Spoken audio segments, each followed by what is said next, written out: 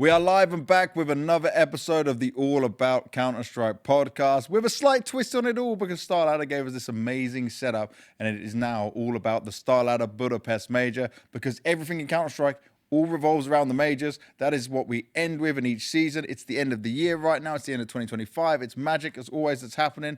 Dev walks across the side from me. What's my time? What's your time? The same as mine. It is exactly 8 p.m. because we started on time, which is also miraculous. We never really understand that happening. I mean, we've been running around, checking things, making sure we have everything ready for this. And it's going to be exciting to kind of delve into what's happened here at Stage 1. And it's episode 35. It is episode 35. Like you had to think about that. I asked you with confidence, hoping that you would back me up, and then I would know that that's actually factually what was happening. But, you know, that's how it goes sometimes. Yeah. Twitch chat, are you with me right now? Because first one, someone in chat said, is audio fixed? Our audio has always been good, you know, just that works very well for us. We don't have problems with that. But, Devil, we've got to look at this. Let's be honest straight away. Yeah. Stage 1 was a bit of a mess from the opening day of how things started, but it got progressively better. If we're not talking about the Counter-Strike, we went through the fire and we came out the other side ready for Stage 2. Yeah, I think every day, I mean, even from a talent perspective, every day has gotten better. More things have worked. Communication has improved. So, you know, I have nothing good to say. You know, things can happen, especially when you plan an event. You have two different venues, StarLadder, obviously a little bit, new back into Counter-Strike. So it's been great. I've enjoyed my time on the desk thoroughly. I've gotten the pleasure to work with some of the world's best analysts in this game. So it's a learning experience for me. And I've really enjoyed it. I wanted to stop you for a second there because you said you had nothing good to say. Oh, you mean only nothing bad. Nothing bad. I was just letting you roll for a long time and I'm thinking, okay. Did he really just say that? Like it was that bad of an experience for you? No, I meant the reverse. But slip-ups happen. So on this episode, I'm going to need to get my phone out because I need to look at the document exactly of what I agreed and what we would be doing. We have got multiple guests on here as well, which is obviously positive for all of us in here. Do you know what? It's just too many documents, too many folders, too many things that are happening. And I found it. Episode 2. Here we go. So we will have joining us for pretty much the whole episode, Styko will be coming to join us. Obviously, professional player, currently doing some interviews as well, has been an analyst at the same time. An old player of mine. An old player of yours, so we have to sit you two next to each other so we can keep that vibes all nice and tight. That is just a mandatory thing. You said Styko needs to be as close to you as possible, right? Yeah, I need to keep an eye on him. He can be quite tricky. Is he a troublesome person? He is actually the least troublesome person I have ever dealt with. I think that in a team environment, he is pretty much, only comes with very logical kind of ideas, answers, and problem fixing. Okay, I didn't need you to glaze him. That was not what we were trying to do here. Just telling the truth. All right, and then later after that, right, so we'll be doing like a bit of a review of Stage 1 results for Styko. Then we're bringing Launders in for a preview of Stage 2. And a tier list, even though Maui's not here. Shout out the Maui tier list expert over there. Then after that, we're going to be having in the manager of PARIVISION. We're also going to have the performance coach of NAVI and the manager of TYLOO, which I'm really excited for because we never really get an understanding from this organization, these players, right? Because Jack, if people don't know, like he does a lot of translating things to help out, but he is a manager. He's been with TYLOO for, I don't know, maybe since 2018, if I remember correctly. I'll check with him when he gets here. But that's going to give us some epic insight into what's going on with TYLOO at the moment and what chances they might have. But that's the full episode. For everyone who's watching on Twitch chat, I do actually have the chat open this time around. So if you are typing in there, let's see if everyone responds. Hi, chat. Look at this. I'm in control. I've got it all here. So you guys can join this wild ride. If you've never seen the All About Counter-Strike podcast before, we do just normally do this on pre-recorded on YouTube, but this is our live show. This is specifically for working with StarLadder. They gave us this epic area to do it all in. It is beautiful in here. It is really beautiful. We got all the major legendary pictures and the championship trophy lifting moments alongside it. They gave us a massive monitor. They gave us all of these epic equipment to work with. Like, we're pretty cooked in terms of getting everything that we wanted. Yeah, I didn't expect it to be this good. We've got giveaways that will be coming later in the show as well from Corsair, one of the sponsors, and Around the Banks in the chat is what you guys said. So thank you very much, chat. I am listening. I am watching. We're making this happen. But let's not waste any more time because I've probably blabbered on for too long. Yeah, 4 minutes. It's within my 5-minute schedule, so that's fine. Let's bring on our first guest. He is a non-troublesome player.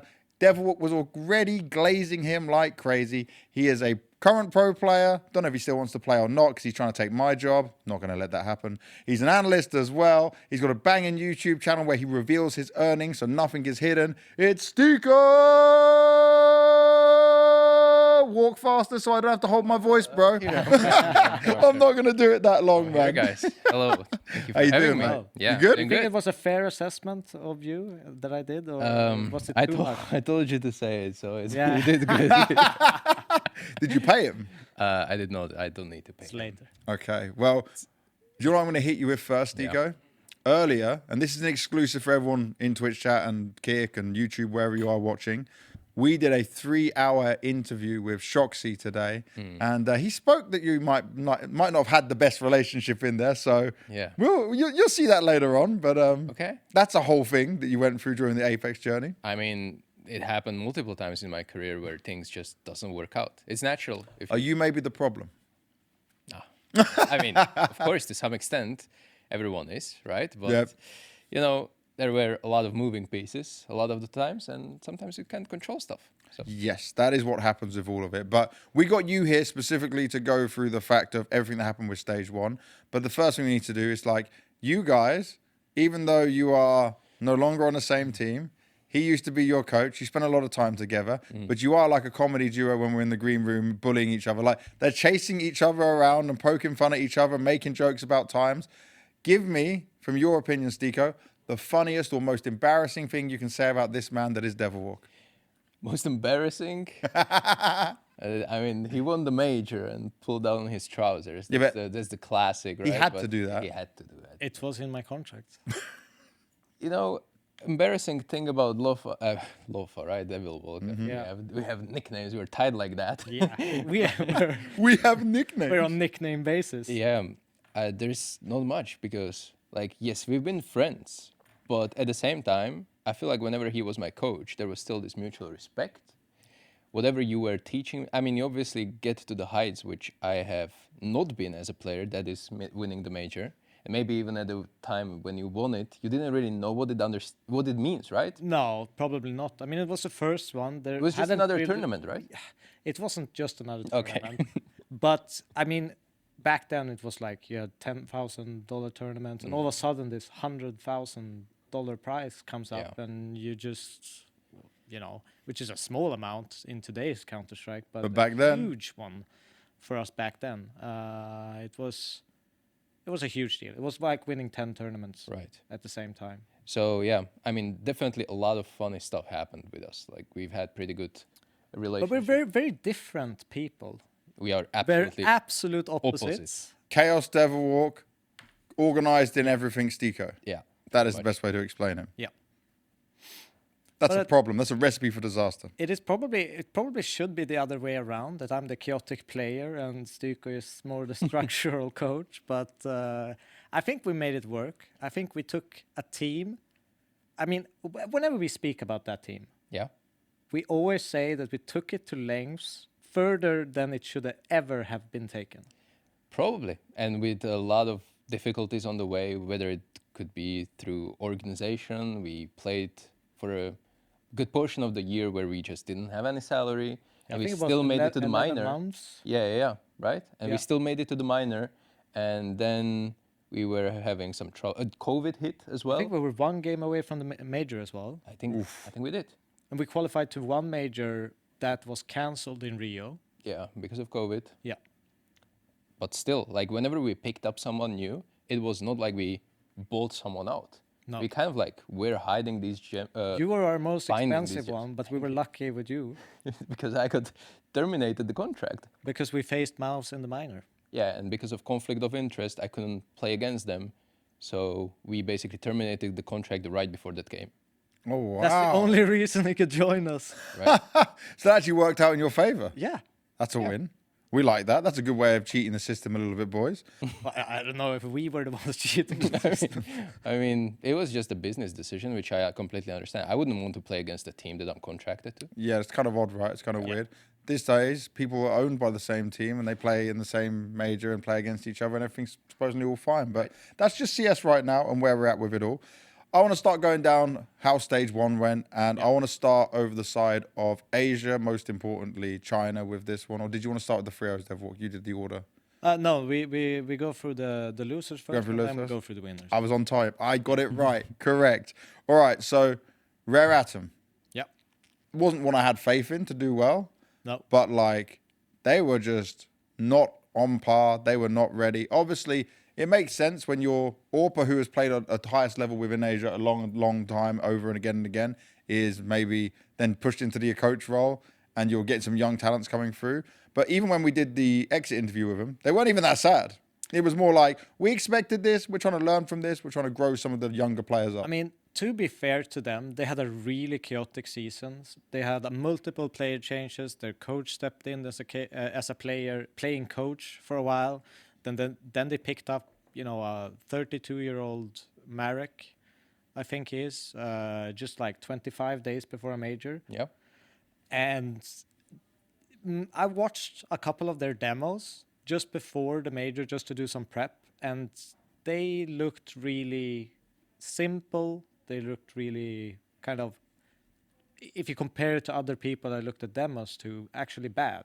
Right. And it's understandable because of their chaotic season. It's natural. You're not going to be able to kind of make a deep playbook, field, all of these different strats when you're constantly changing players out of the season.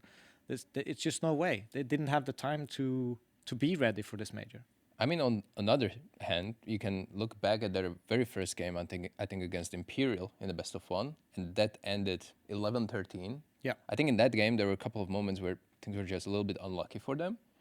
If they started the major journey with a 1-0 win in that best of 1, a lot of things could have gone differently. But I admittedly have to say that was probably by a little bit of, maybe even 2 steps, like the weakest team performance-wise at the stage 1. Well, I'll say a little bit weaker than that, though, and maybe a surprise. I don't know if you saw in the first episode, Styko, but when it came to Lin Vision, I was majorly hyped on Lin Vision. You actually, we did like the surprise of the major. Mm-hmm. Yep. I picked FlyQuest. I can't remember who Maui picked, but Ted picked Legacy, and Banks picked Lin Vision. What a good To call. be fair, they were a surprise, but not in the same fashion that you imagine. Bro, I even said it right. Yeah, they can lose against FaZe, and I have zero problems with that. It is FaZe. But after this, it just went downhill and more downhill. And bro, what? Like, we're even putting this picture up to make, like, to talk about this thing for Amelia. Yeah. Yeah. He's obviously in a situation where his family, he wanted to make them proud. They have not much money. Doing CS and actually having some success and getting somewhere was going to make a difference to their lives, right? Which in that emotional side of things, you look at it and think he's got so much that he wants to do well. Now, stage 1 of Austin, this is off the top of my head because I've just got Twitch chat in front of me. It was like 1.21 rating, I think it was, right? He was dominant. He was jumping on chairs and tables and going crazy and enjoying himself. And then the fall off was insane here, but I need to explain to all the European and like rest of the world fans that I'm on these Chinese social media. I use Bilibili and Weibo. Some of the Chinese fans are so toxic that I actually would say, like, it's not all of them. It's just a huge country, right? But it's, imagine you're part of such a huge country and a big fan base of Counter-Strike, and they are hating so intensely on him. First of all, for showing emotion, because they don't like that kind of thing. And then the fact that, like, obviously they played bad. But I wouldn't be so harsh on them because they were in China a few days before this event. They played Rare Atom, right? Yeah. And then they got themselves into a position where they won that final, but it was one of the longest finals of like history. Westmelon had a nosebleed from playing that final because it was so intense. He was awake for so long. And then they come into this. They didn't do what they did in Austin with having like two 2 weeks practice in Austin before in America, right? They came fresh here and everything just got blown up for them. Like they were not able to hit their own level. These guys are actually They weren't even in Europe, no. so he's probably jet lagged as well. I'm not going to say they never use the jet lag excuse, but I'm going to say like it looks really bad and it was a bad moment for them, but the pressure they felt because they know what they could have done was so huge. So this is disappointing, especially losing to the Huns who they regularly normally beat. Yeah. But it's like they were not even a close chance of themselves to be seen in any way. No. I think their average is like 4 rounds per map, 4.5 or something like that. So it's not looking good. But again, I'm like finding the positives. I think. Despite this performance, what happened in that exit interview, I think that was for the first time that we've seen this side of a team in a long, long time. This emotional side, and maybe could tip a lot of fans on their side in the future. Like for me, this shows character and how much it matters to them, how much it means to them. Obviously, they were coming here not as a pure outsider, but definitely stage 2 would be already an achievement, I believe, for them. Yeah, 100%. And I think that despite the result, they just gained some fans. Yeah. I mean, I think just like Banks was in, I don't know how it responds to the kind of Asian or Chinese fan base, but I definitely think for Westerners, you know, having an Asian teams that shows this much personality and, you know, wears their heart on the sleeve is a positive thing. Like I loved the whole Lim Vision story in Austin, and you know, seeing them that heartbroken and crushed, you know, it gives another level to that kind of perspective of them as human beings as well. Which, you know, when I look at that, there's been plenty of times, you know, you're disappointed, you're crushed, you're mentally, you know, fatigued, and you've put so much work and effort into something, and it just doesn't work out, and you feel like a failure. Yeah. And I resonate with that feeling that they feel when they stand there, and being very close to like have tears on the desk segment after, because it's so emotional. Dude, I was nearly crying during that moment because like obviously I know I've spoke to Zaka and Call Me Sue who have like the better English. Gum speaks as well, but I'm less close to him. But I know what this means, not just for them, but like for Amelia in terms of the like what he's trying to do and achieve for his family. And so to come from that background and need to achieve success within Counter-Strike and have this, right? Yeah. It's not just about the stick money, it's about like changing the life of his family and for everything else for the future. This is heartbreaking for them.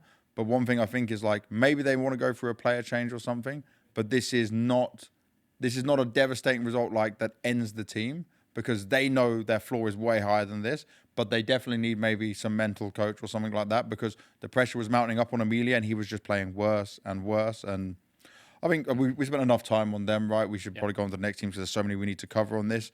Red Canids next in there. The team that almost was. Yeah, I mean, they were surprisingly good. I think a lot of people had them in the 0-3 bracket. You say surprisingly good. Are we now saying that, though, only because they took a map from FaZe? Because beating Gamer Legion in their current state, that's not a big wow. No, but you can look at the Fnatic game. You can look at Gamer Legion. They had a really hard set of opponents if you actually look on the screen. And these Hard set for stage 1. We were looking at expectations like that, yeah.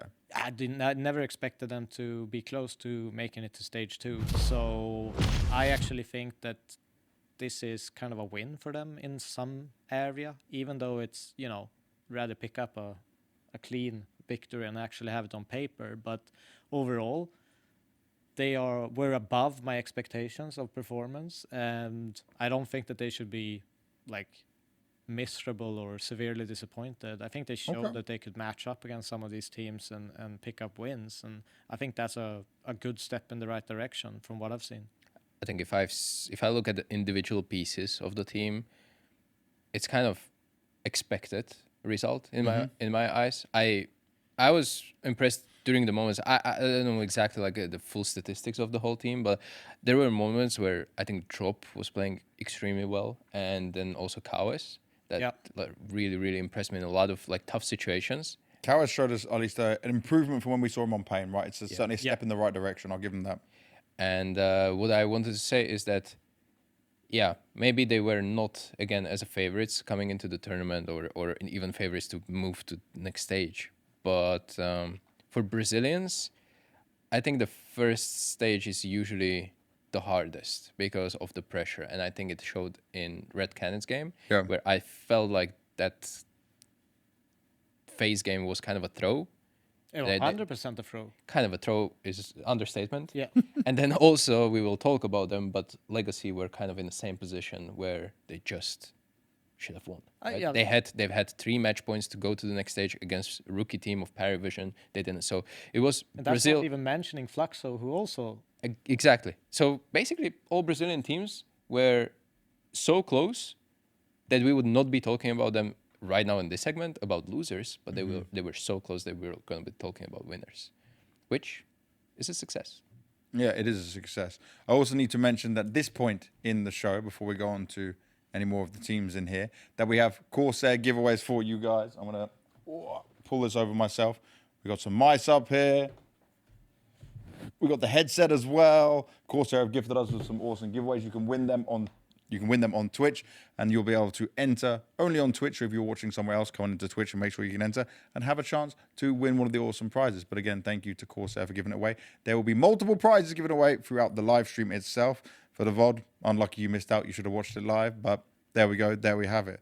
So, Red Canister, are we a little bit too gassed by them in what they did against FaZe that we're giving them more? I mean, I think the first game they probably should have won as well against Fnatic. Yeah. If we're completely honest, this was a game where I think Crims aced in the last round to bring it to overtime. That was crazy. And First ace since 2018 or something? Yes. yeah, and so they probably should have been 2-0 up from the start. I mean, to some degree, obviously a different opponent if they won against Fnatic, but I still think that they could have, they put themselves in a position where they could have qualified for the next stage. It's just a matter of a few rounds and a few situations that go their way, and they are there. So in that sense, I think they should still be proud. I don't know, is it a 4-month-old lineup, something like this? Because it's kind of like a team put together by misfits in some sense, from different big Brazilian teams. So I don't think they should be ashamed at all by their performance. I think they played way over what people expected. I think they shown ceiling, but they didn't reach it. Yeah. And at the same time, they kind of choked in every single loss that they've had. So apart from Legacy. So And they should have beaten FaZe, realistically. Yeah, they should have. They beaten had Fnatic, FaZe They on the should have road. beaten FaZe. They didn't have a chance against Legacy. Yeah. But that's. I mean, that's. it's a local rivalry as well. Like those games are kind of tough to watch, tough to analyze because things just happen. Anything can happen. Yeah. All right, from there we can go to the Huns, because the Huns, I think a lot of people had 0-3. They beat Lin Vision here. Okay, we're using all the sad pictures. Yeah. By the way, 9 was very smart. He just he was going to cry. He still did the full interview. Then I saw him. He was on the floor, on his knees, and then stood back up off camera. And he just fell into my arms. And I'm thinking, these guys are going to, someone's going to make me cry at some point throughout this major, because people may just community may laugh and go, oh, blah, blah, blah, whatever. But you need to remember what this means for people who 9 hadn't made the major since 2022, There's obviously more slots for Asia, which is why they could do it. Yeah. But there you go. There's the one here right now, if we can show that bit on the screen. The one we've gone past it. It's too slow. It's all right. But he was down on his knees, and it's the thing he struggled with was the fact that he said, as him as an IGL, he just called badly at the end. And they believe that they could have at least beaten Imperial and Mirage, and they should have had it, right? Mirage was second map. But it was his own fault why they let down, and he felt like he let the team down. But we heard very good things. You heard it, didn't you, DevWalk? That in practice, in Europe, because they had 2 weeks in Europe, and they were doing really well. Yeah, I heard some good things that they were shooting really, really hard. Now coming into this stage 1 is a bit special just because we have an audience, we have, a caster's desk, we have analyst desk at the same time, everyone's watching, there's full of cameras. There's a lot of things going on at the same time, which is different to a lot of tournaments, different to a lot of group stages. So there was an extra element that people aren't used to. And I think that you could see that a little bit, especially in these teams, that it was an environment they weren't really 100% comfortable with. So I still think that if I was a player and I would be playing in one of these teams, it would be a really good experience, and I would take it that way after having some time to kind of digest the losses, especially if I've had a couple of close ones, then it takes a little bit longer to digest them. I was also bringing up this in interview with them, pre-match interview with Nine, is that current situation in Mongolia is kind of, is it putting any difference or pressure on them? Because current situation with Mongols, they were forced to bring controllers in, which, of course, he's doing well, but how long can he keep up with it, right? Yeah. And they could have only picked a player who was from a Mongolian team outside of the current major. Exactly. Yeah. And therefore, they probably looked at someone at Hans, but couldn't pick them anymore. Yeah. However, after the major, season resets and everything resets, and it might put one of the Hans player in the target for potential Mongols, and who wouldn't want to be in the best local team and at some point #1 in the world for 2025.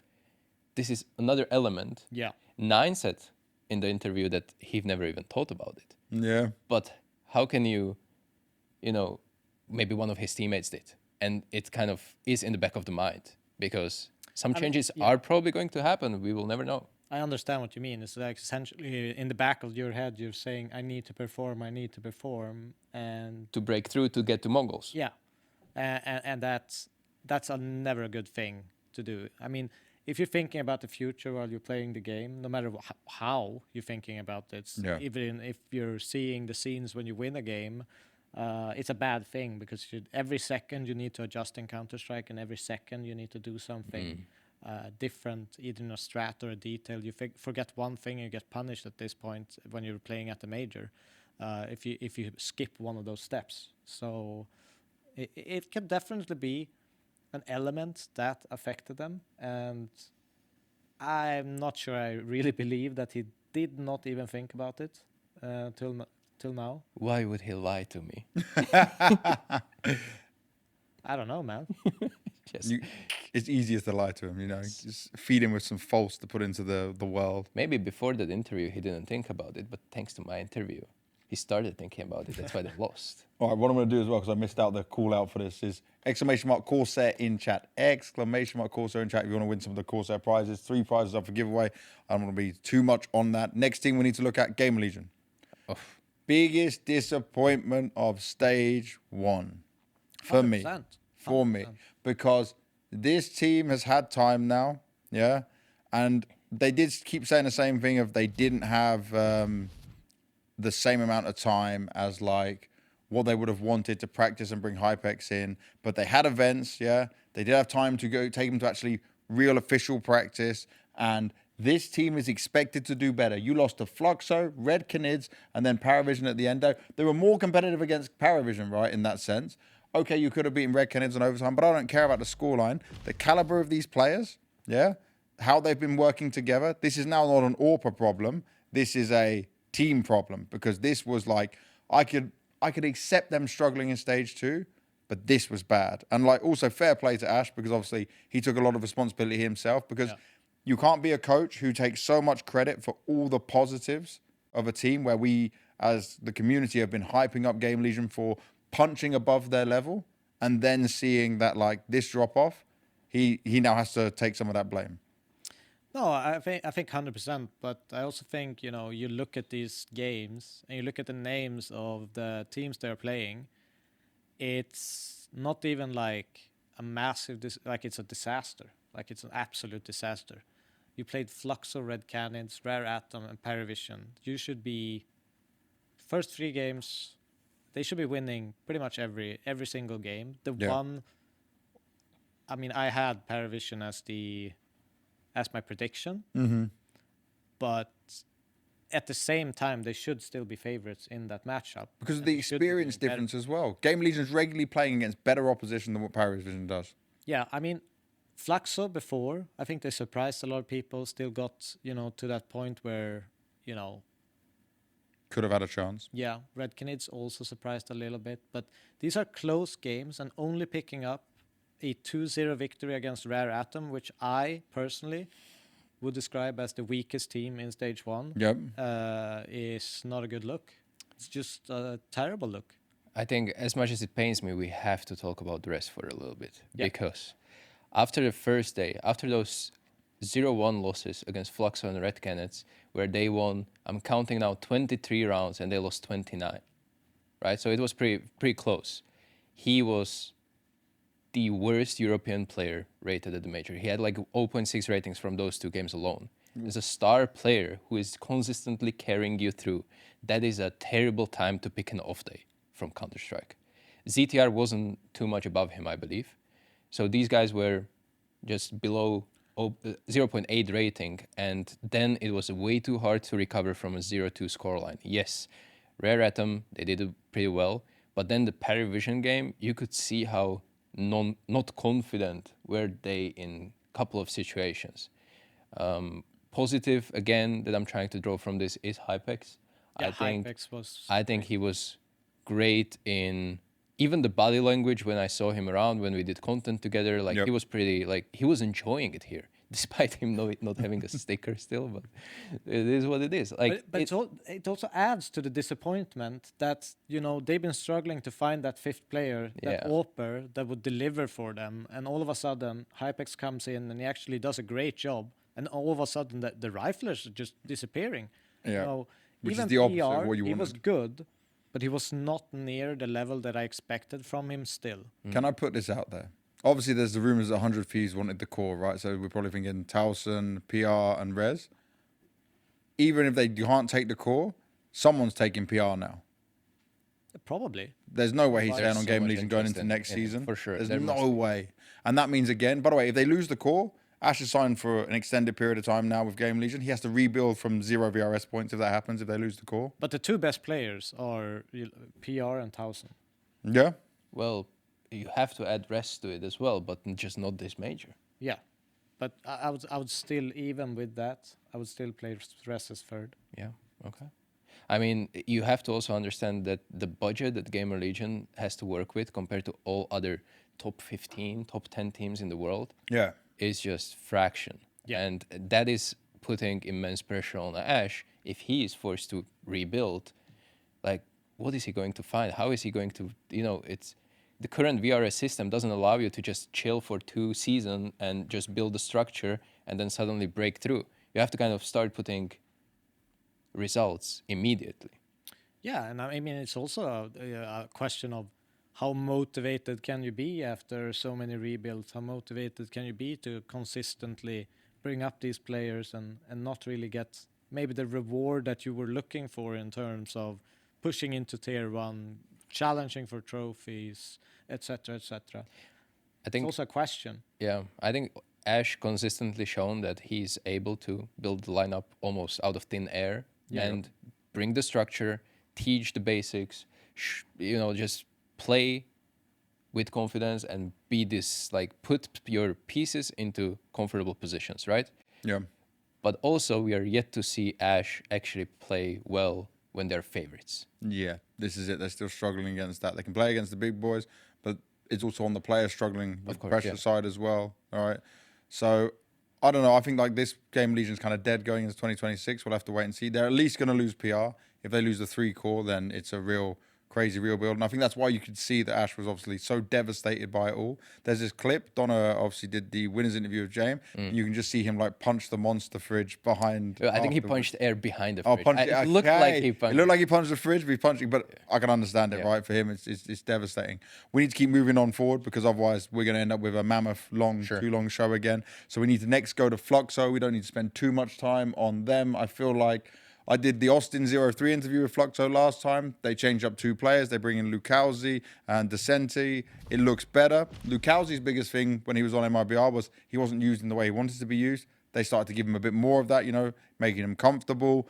this isn't like beating Game Legion. It should be beating phase Fnatic. losing to phase. Yeah, 2-1. losing to phase 2-1, not 1-1 in that. There was obviously a third map in there as well. But I'll just say this is a step forward for Fluxo. Probably continue with this lineup. Maybe they want to make one change in there.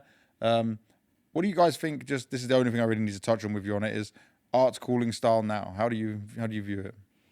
I think it's a little bit outdated, but Still. for the Brazilian players, I think they're comfortable in this kind of a system. Okay. You know, like he's letting people do what they want. He's also allowing himself to play more on intuition. He said it multiple times that when I asked him about the double op setup that he's running, he just said, no, we haven't practiced it. Like, this is the first time I've had op on B side train. And I'm like, and they won that map against Fnatic, I believe. And he was actually owning. So I think if you play on intuition and you play well, that's great. That's Brazilian thing. But is it consistent? No. Not really. Like, people will expect you to do these things and things will not work out. And even though they did not go through, that 2-0 start was definitely an overperformance.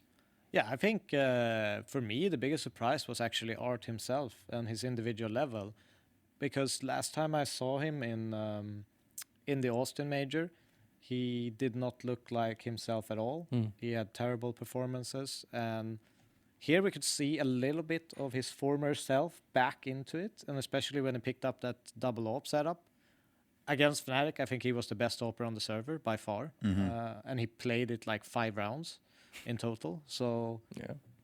I think he picked up like 5 rounds. He picked up like 9 kills or something with the op, which Also- is pretty good. Also, shout out to Decent for putting pretty good numbers after Wait. after the surgery that he. We have to tell the story as well. Yeah. Okay.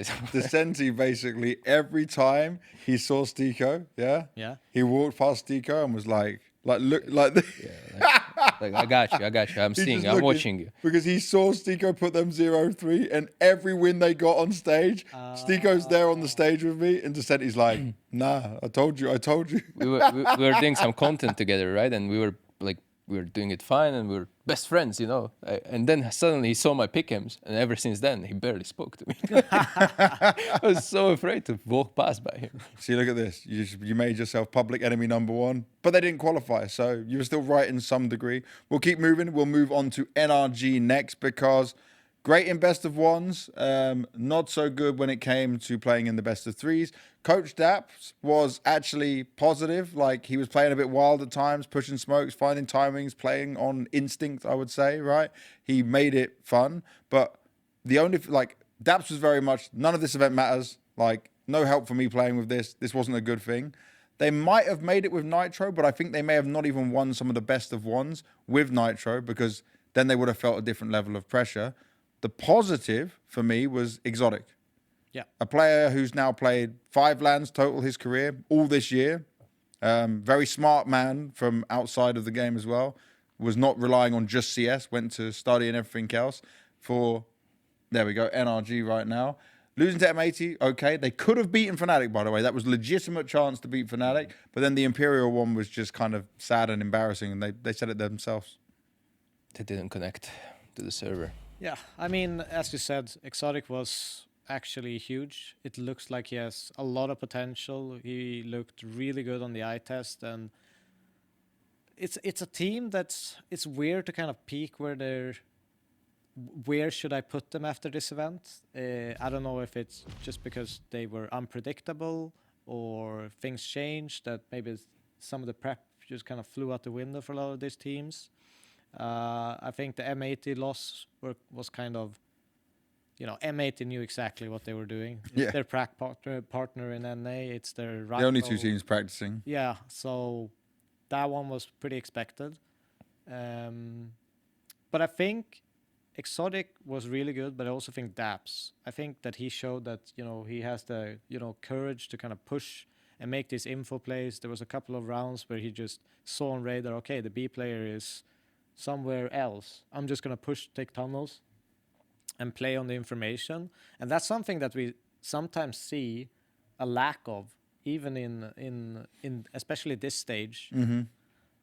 Players do. They don't really keep their awareness in the game and know which players actually their opponent on the side of the map, and they don't really have the courage to make those kinds of moves, which Daps did.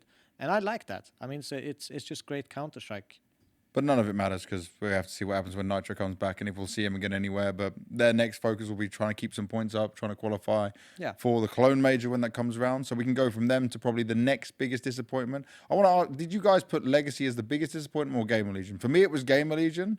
But like for Legacy, this was like, I guess, a slap in the face, a harsh reality.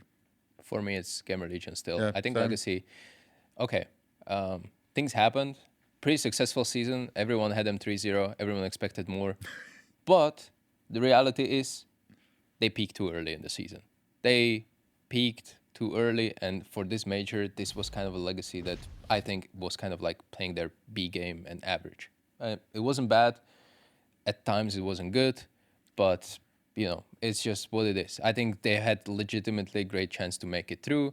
Those 3 match points against PARIVISION that they threw on the last map is going to stink and hurt. 11-5 lead. Yes. 11-5 lead on Dust 2, a map that they're very comfortable and keen on. And we normally see that they can grind out games. Legacy is a team that can fight for everything. But this was a shocking loss. Yeah, I mean, there's so many rounds. I mean, I was watching that game very, very closely. And for me, there's so many small moments. Like there was one round that I was almost like especially disappointed in them on that Dust 2 was when they had a 3-2 split on A, 2 long, 3 short on T side. PARIVISION was playing 2 A site by the default box. They had no control at all. The only thing they needed to do was wait for the long players, and they did. They cleared long, and one guy from short, I think it was Lux, jumps down CT with the smokes, and to me, it's just, what the hell did you just do? You know that the only person you need to pressure is the site guy, because you're going to get the swing from the long players to trade, and you don't even need to worry about the CT guys. You just throw nades to delay them and get the bomb plant. And that kind of gave PARIVISION an advantage in a round where they were positionally at a huge disadvantage, because I think everyone who plays Counter-Strike, even at a, you know, semi-casual level, knows that if you have long and you have short, it's pretty much impossible for CT to defend it. It's like, I can't really pinpoint a player that you even blame this on. Like sometimes everyone had moments where they played really good, and sometimes they played like, just you described this Lux situation, right? It's I think Nissim on the flank in middle, and he whiffed on a clear kill, but then couple rounds around that, he's just delivering a 3K op B-side kind of highlight. So it's weird, but again, I would say, just like previous Brazilians, I think they really choked it. It was pressure. They were good. They were good enough for stage 2, but they choked it. Yeah. It's something they can learn from and need to learn from, because obviously they had such highs, right? From considering where they went from Austin, struggling after Austin, then even winning not maybe an elite tier event, right? But still tier 1 within what Valve is putting down as their rankings, which obviously gives them a huge boost. They'll have secured invites for next season as well. So it's going to be a good start either way. It's just how they bounce back from this and what they can work on from there. And the fact that Lux is his first year being an IGL, like this is, I would still say overall, when you look at that year, right. Yes, it's the major, it hurts, but this is still very positive overall for him. Let's start looking very quickly, because we are, again, for time. So you boys, points shortened down, less rambling, and less, more concise talking. Can you do that? We'll try. Bloody analysts. It's always the analyst. FlyQuest. Positive, like crazy positive. Winning 4v5s all over the shot. Individuals looking good. Azza put some belief in the team. They made this work very well. And, okay, they didn't beat any good teams to get here. But Legacy. Imperial Legacy in their thing.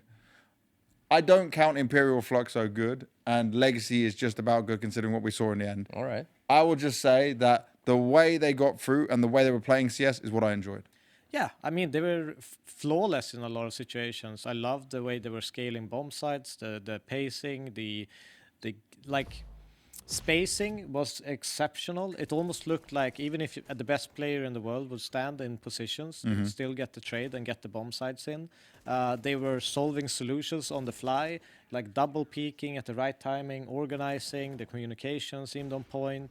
It just looked like a really well-drilled team. And it is by far the best FlyQuest I have ever seen. probably based on the role swaps that they've did. Like Vexside was absolutely stunning throughout the whole stage. Inns had really, really impressive calls, and the highlight we just showed as well is like he was getting multiple of these. I think FlyQuest is on the right path. Whatever they're doing, they are ending the season on a high note. I can't wait to talk about what they can do in stage 2. We'll get to that later on. M80 next, North American side. They said they had a terrible boot camp. Like, it was not good at all.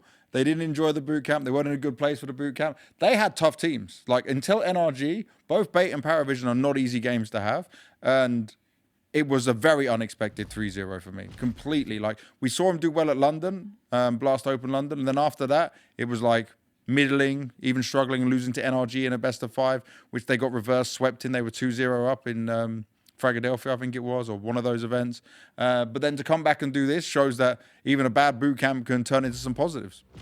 Yeah, I think M80 for me, I don't know, the vibe just feels like a LAN team. Yeah. You know, when you watch them, it feels like You got Hexed. It's definitely going to be a vibe. but like they're enjoying it. They love Yeah. it. You don't see like, I mean, you could take Bait and even PARIVISION to some extent and just check the context of the team's vibes. How it looks. Yeah. And it just looks like they're like so nerve-wracking compared to M8, who are just enjoying every single round, every single moment. They're hyping each other on, and that's the feeling you want to have when you're playing Counter-Strike. That makes you play better.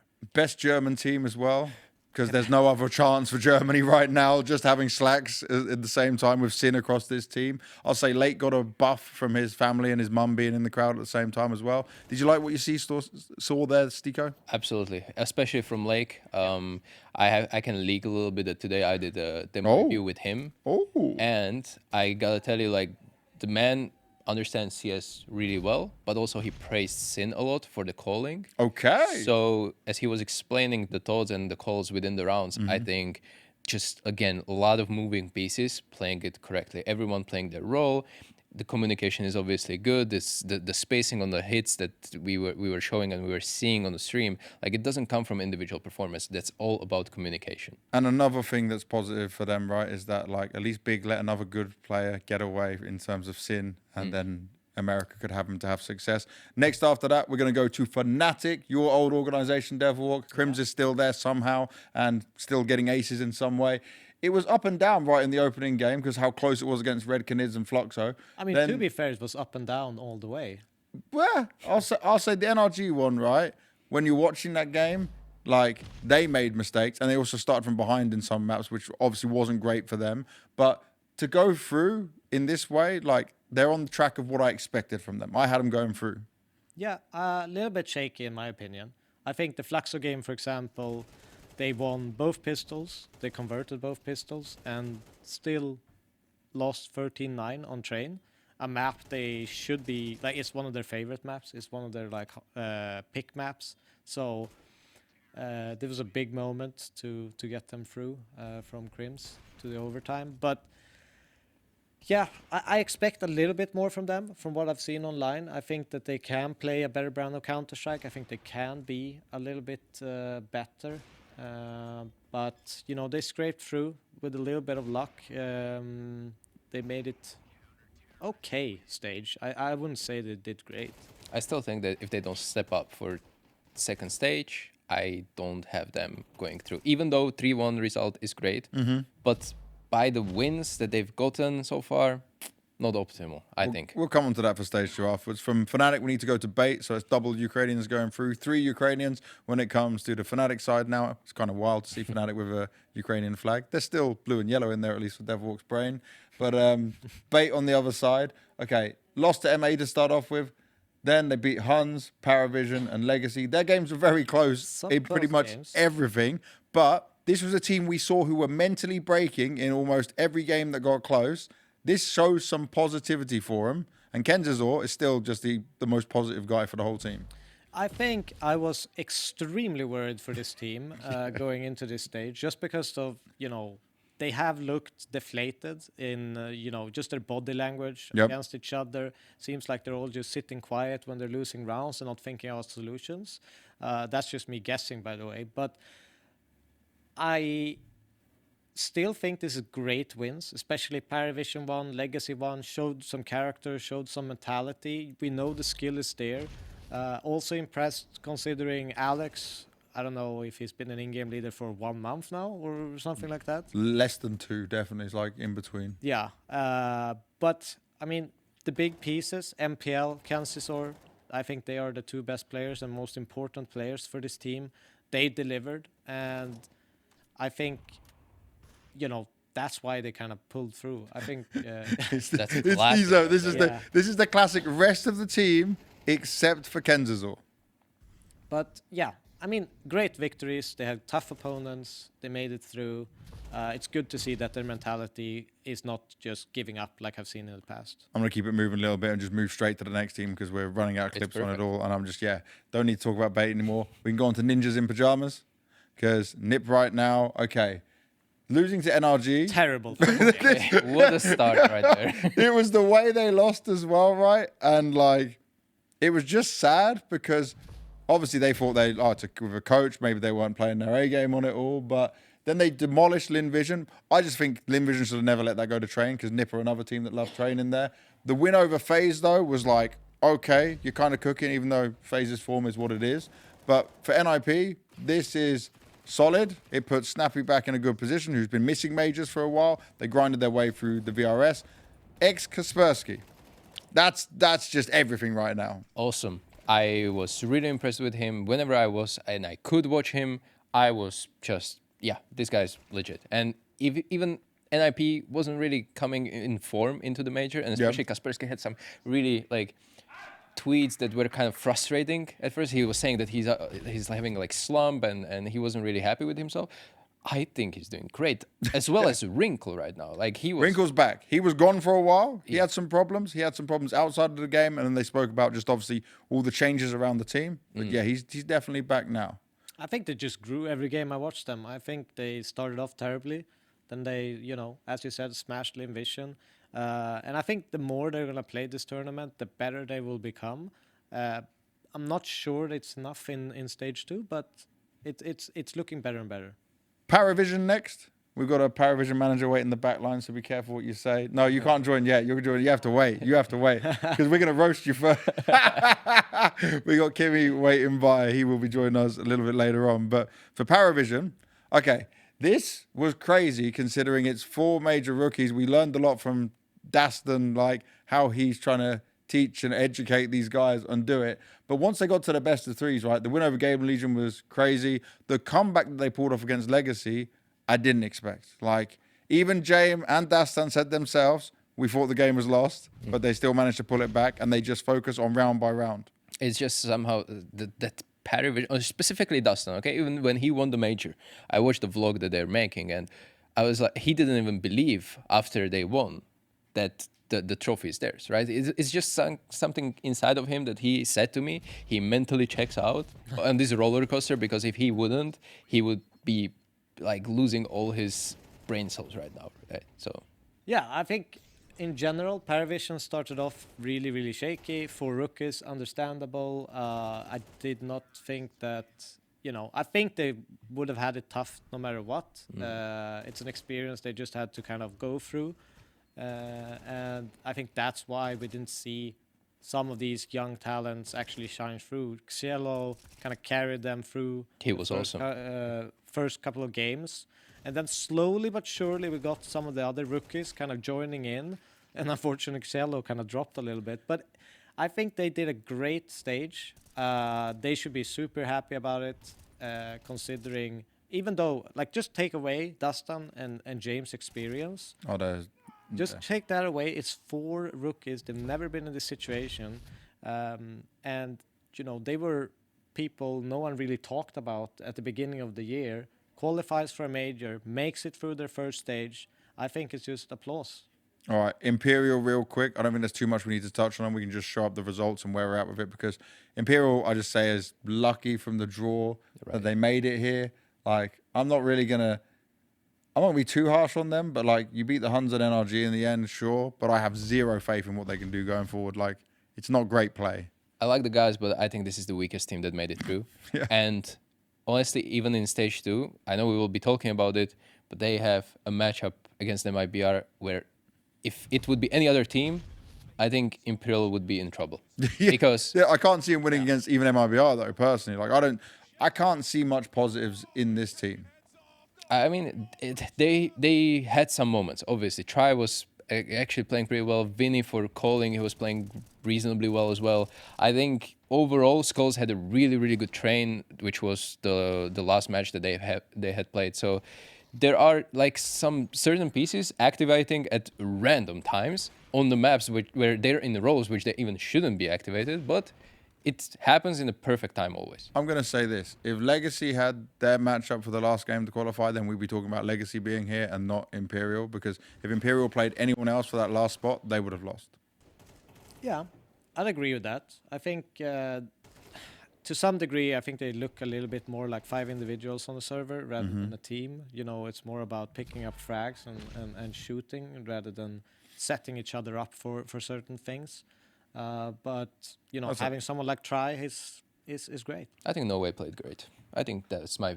I don't want to talk about Imperial anymore, boys. I want to keep it moving. That's it. I'm not done, done with the Imperial conversation. I don't think they're anyone interested on there. FaZe up next, because this is a team that almost should have been eliminated. Probably are not in their best shape. Still look very shaky. They could have lost to Red Canids and could have lost to Fluxo. Yeah, they could be hyped about this, but I'm still very worried about them. I think they're in some sense in my top 3 disappointments, even though they made it through. Yeah, that's fair. Because they made it through, they're still a disappointment because of what they showed. Yeah, because I mean, it's part of why you have high expectations of them. I think they had an easy draw looking at all the games, really.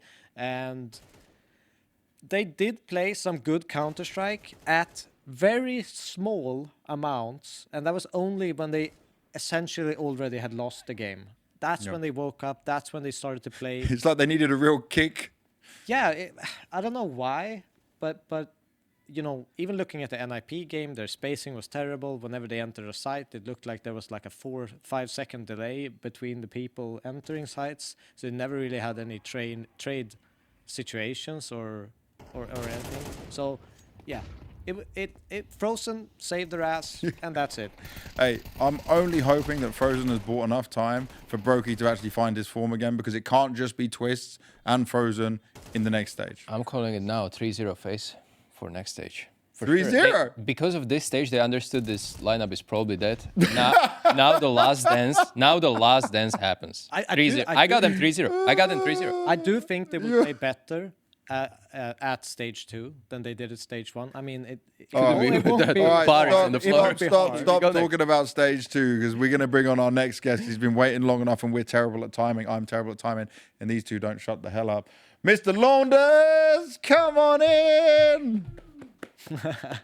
Why is everyone slow walk to this? We need some like fast entrance music. Hey. How are you, dude? Good, man. Thank you very much for joining us. I'm here to figure out what I should put on my pick'ems. Oh, you haven't done them yet? There's no way you haven't done them I yet. haven't done them. Have you not? I got to do my video. I thought you'd do your video and everything by now. I was playing golf with Harry. By the way, this is it. When is that video coming out? Yeah. Golf videos are out before picking videos. We know. Only one video is coming out tonight, yeah. Okay. Launders, stage 1 for you. Just give us your thoughts overall on how good or how bad it was when you're looking at these teams. Like, was it rough, as we're saying? If FaZe ever play Overpass again, I'm walking away from a cast. Oh, wow. That was the worst game of CS I've ever seen in my life. It was good by Nip, though. It was Yeah, good, it was. but But it okay. was absolutely horrible from FaZe. I never want to see that. I think they got better, right? But I can't see the 3-0. Right, you two are on complete opposite sides of this. You're not taking that to your picking. I don't know. I'm going to learn from this conversation, but I'm not going to take everything. Just my initiation, like intuition. I mean, it's just how I feel about them. And Did you get 5 picks on the last day? Of course, I did. Oh, Did you? no. No, bro, I mean, Listen to me. I got a cool 3 picks. I think you should just it's either flip a coin or dice or something like that to pick a position. I will look at this, right, that at least I can understand if you're putting FaZe 3-0, that there is, maybe he's just putting it there because he doesn't believe anyway, but if it does happen, it will probably happen in that way. That's probably some magic they could pull off. Let's start previewing and looking down the teams coming into this next stage. Obviously, the newer teams coming in. Hit me, Launders, first. Who is your most exciting team coming into this next stage? I've never been so unsure about a crop of teams in a stage at a major ever, I think. Since they've changed it so that 3-0s don't count unless they get 3-0, it's been hard to predict stuff. But even beyond that, just thinking about, like, where's Navi at? Like, how good are Liquid going to be? These questions, I just don't have the answers. I know I'm here to answer some questions, but I actually But just give me your thoughts. If you were to pick one team of the new 8 teams coming in, this isn't for pick'ems or anything like that, just who you think can be like the most exciting team or the most promising team out of these lot. Aurora. That's a safe bet. Yeah, that's the thing. Like, I don't know who else I could even say that I could take a risk on and be sure. Yeah. I'm pretty confident that Aurora will do well. They're winning a LAN. I don't know if that. I don't think Aurora are going to last forever. By the way, I think when they won PGL, the vibes were awful. Like, they really. Xantera seemed like he was in a super bad mood about it. They were trying to like build him up and hype him up just so he would do something. Yeah. Like I think there was almost a point where Major won and wasn't even happy about it. It was almost like if they lost, then they have an excuse to like make a change or something like that. So I'll go with Aurora. Okay. Great argument. You went with the Last Dance argument too. Yeah, I mean, yeah, you're both running on the same thing. we're cooking. Hold up. I think for me, it's Navi, definitely. I just believe them. They cannot be in this kind of a slump for that long. I don't believe that. So you think Navi's gonna be good? Last time they were in Budapest, they lifted the trophy. That's it. in September, right? Yeah, but it was Star Series where there was no good teams other than Navi. That's my reasoning. Don't challenge it, okay? You're not here to challenge me. You're here to agree with me. I want to agree with you because it's Navi. I definitely want to agree with you. Yeah. But that's delusional even on my levels. Do you think they can lift the whole trophy for the major? No, just for this. Okay, If you got a trophy for the stage, they're lifting it. just a trophy for the stage, potentially, of what they could have it. DW? I am gonna follow Launders with Aurora. Why? Is because I think that every time they come into a tournament, they have this limit of unpredictability because they've kind of refreshed their strat book. They are, they bring really, really cool and well thought out executes. And then I think it's going to be simmering off the further the tournament goes and more people are going to kind of predict what they are doing. But for the first stage, I think they can have a good run and they could definitely 3-0. They're one team you can't actually improve. Like, if you were to go look for Turkish players or something like that, they kind of have the best lineup they could ask for. Yeah. And if they upgraded anyone from Maybe like a xCloud. lower team. Yeah, maybe xCloud. But if they made that choice, though. Yeah. if they upgraded someone else, right, from like a young team, they would have to take a dip in performance to bring that player up to strat and like get them ready. Obviously, there's these academy teams around for it as well, but I don't know, man.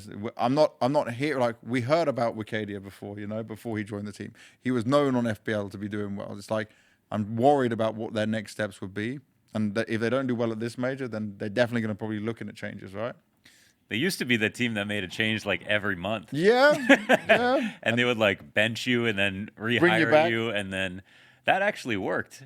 I know that It got it motivated lit a again. fire under all of them. Like, they started to all actually play pretty well. Just The recycle. only thing they did wrong was try to enter everything. Yes, Like, yeah. we know that they actually, like, we had Xanteris' zombie tweet in like June where he's like, I feel like death. I can't, and you feel terrible because you know what it's like to travel that much.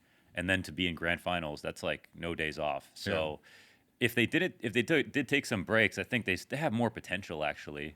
I think actually the ceiling for them is probably the calling. Like, Major's a good caller. They have good strats, but they're a little bit like too much set stuff, a little bit one-dimensional sometimes. And I think, like you said, maybe we'll get predictable. What are we thinking about Astralis coming into this stage? Are we sold on some positive Astralis moments? Magic trying to bring some major... It's like Launders saying, it's like the whole pool is kind of like, where are they actually at, And the same question arises for Astralis because you've seen glimmers of them playing better and then slumping again and kind of not picking up where they left off.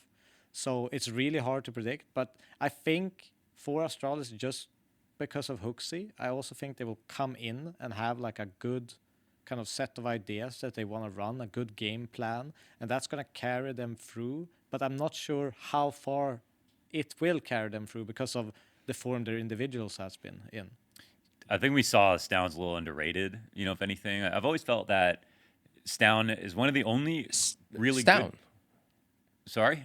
No, because he isn't on the roster. yeah. Oh yeah, okay. Yeah, I was meant- like, wait, am I tripping? Well, I think that just to point to why we can't rely as much on Right. Astralis right now, I think we learned that like he was one of the players, in my opinion, that's like a top 20 player who I felt like one of the biggest things you could improve was his aim. You know, I've always felt he's very smart, he's very clever, he's very hybrid, and he's useful in all parts of the round. But you know, without him, there are certain people that were like, oh, he's overrated, he won't be that good. But now you can really kind of feel, you know, him missing from the roster. Roles are a little bit mismatched right now. It feels like the potential's only gone down. Yeah, I like what you're saying there, right? Like he could improve on his aim because I think that was it. Like in CS:GO, he was so good. Yeah. And it's tapered off in CS2. Like you've seen him not be able to be as confident, play up to his best level. If he could find that again, then you'd put him right back up there as doing well. And hopefully, I just hope the Astralis thing wasn't a PR of like he needed time off, and I hope he's actually coming back. Like that would be the ideal situation because I don't know. I have them potentially making it through to the next stage, But yeah. but they're not as sure. Like I'm You not. save those picks? No, I didn't put them in my pick'ems.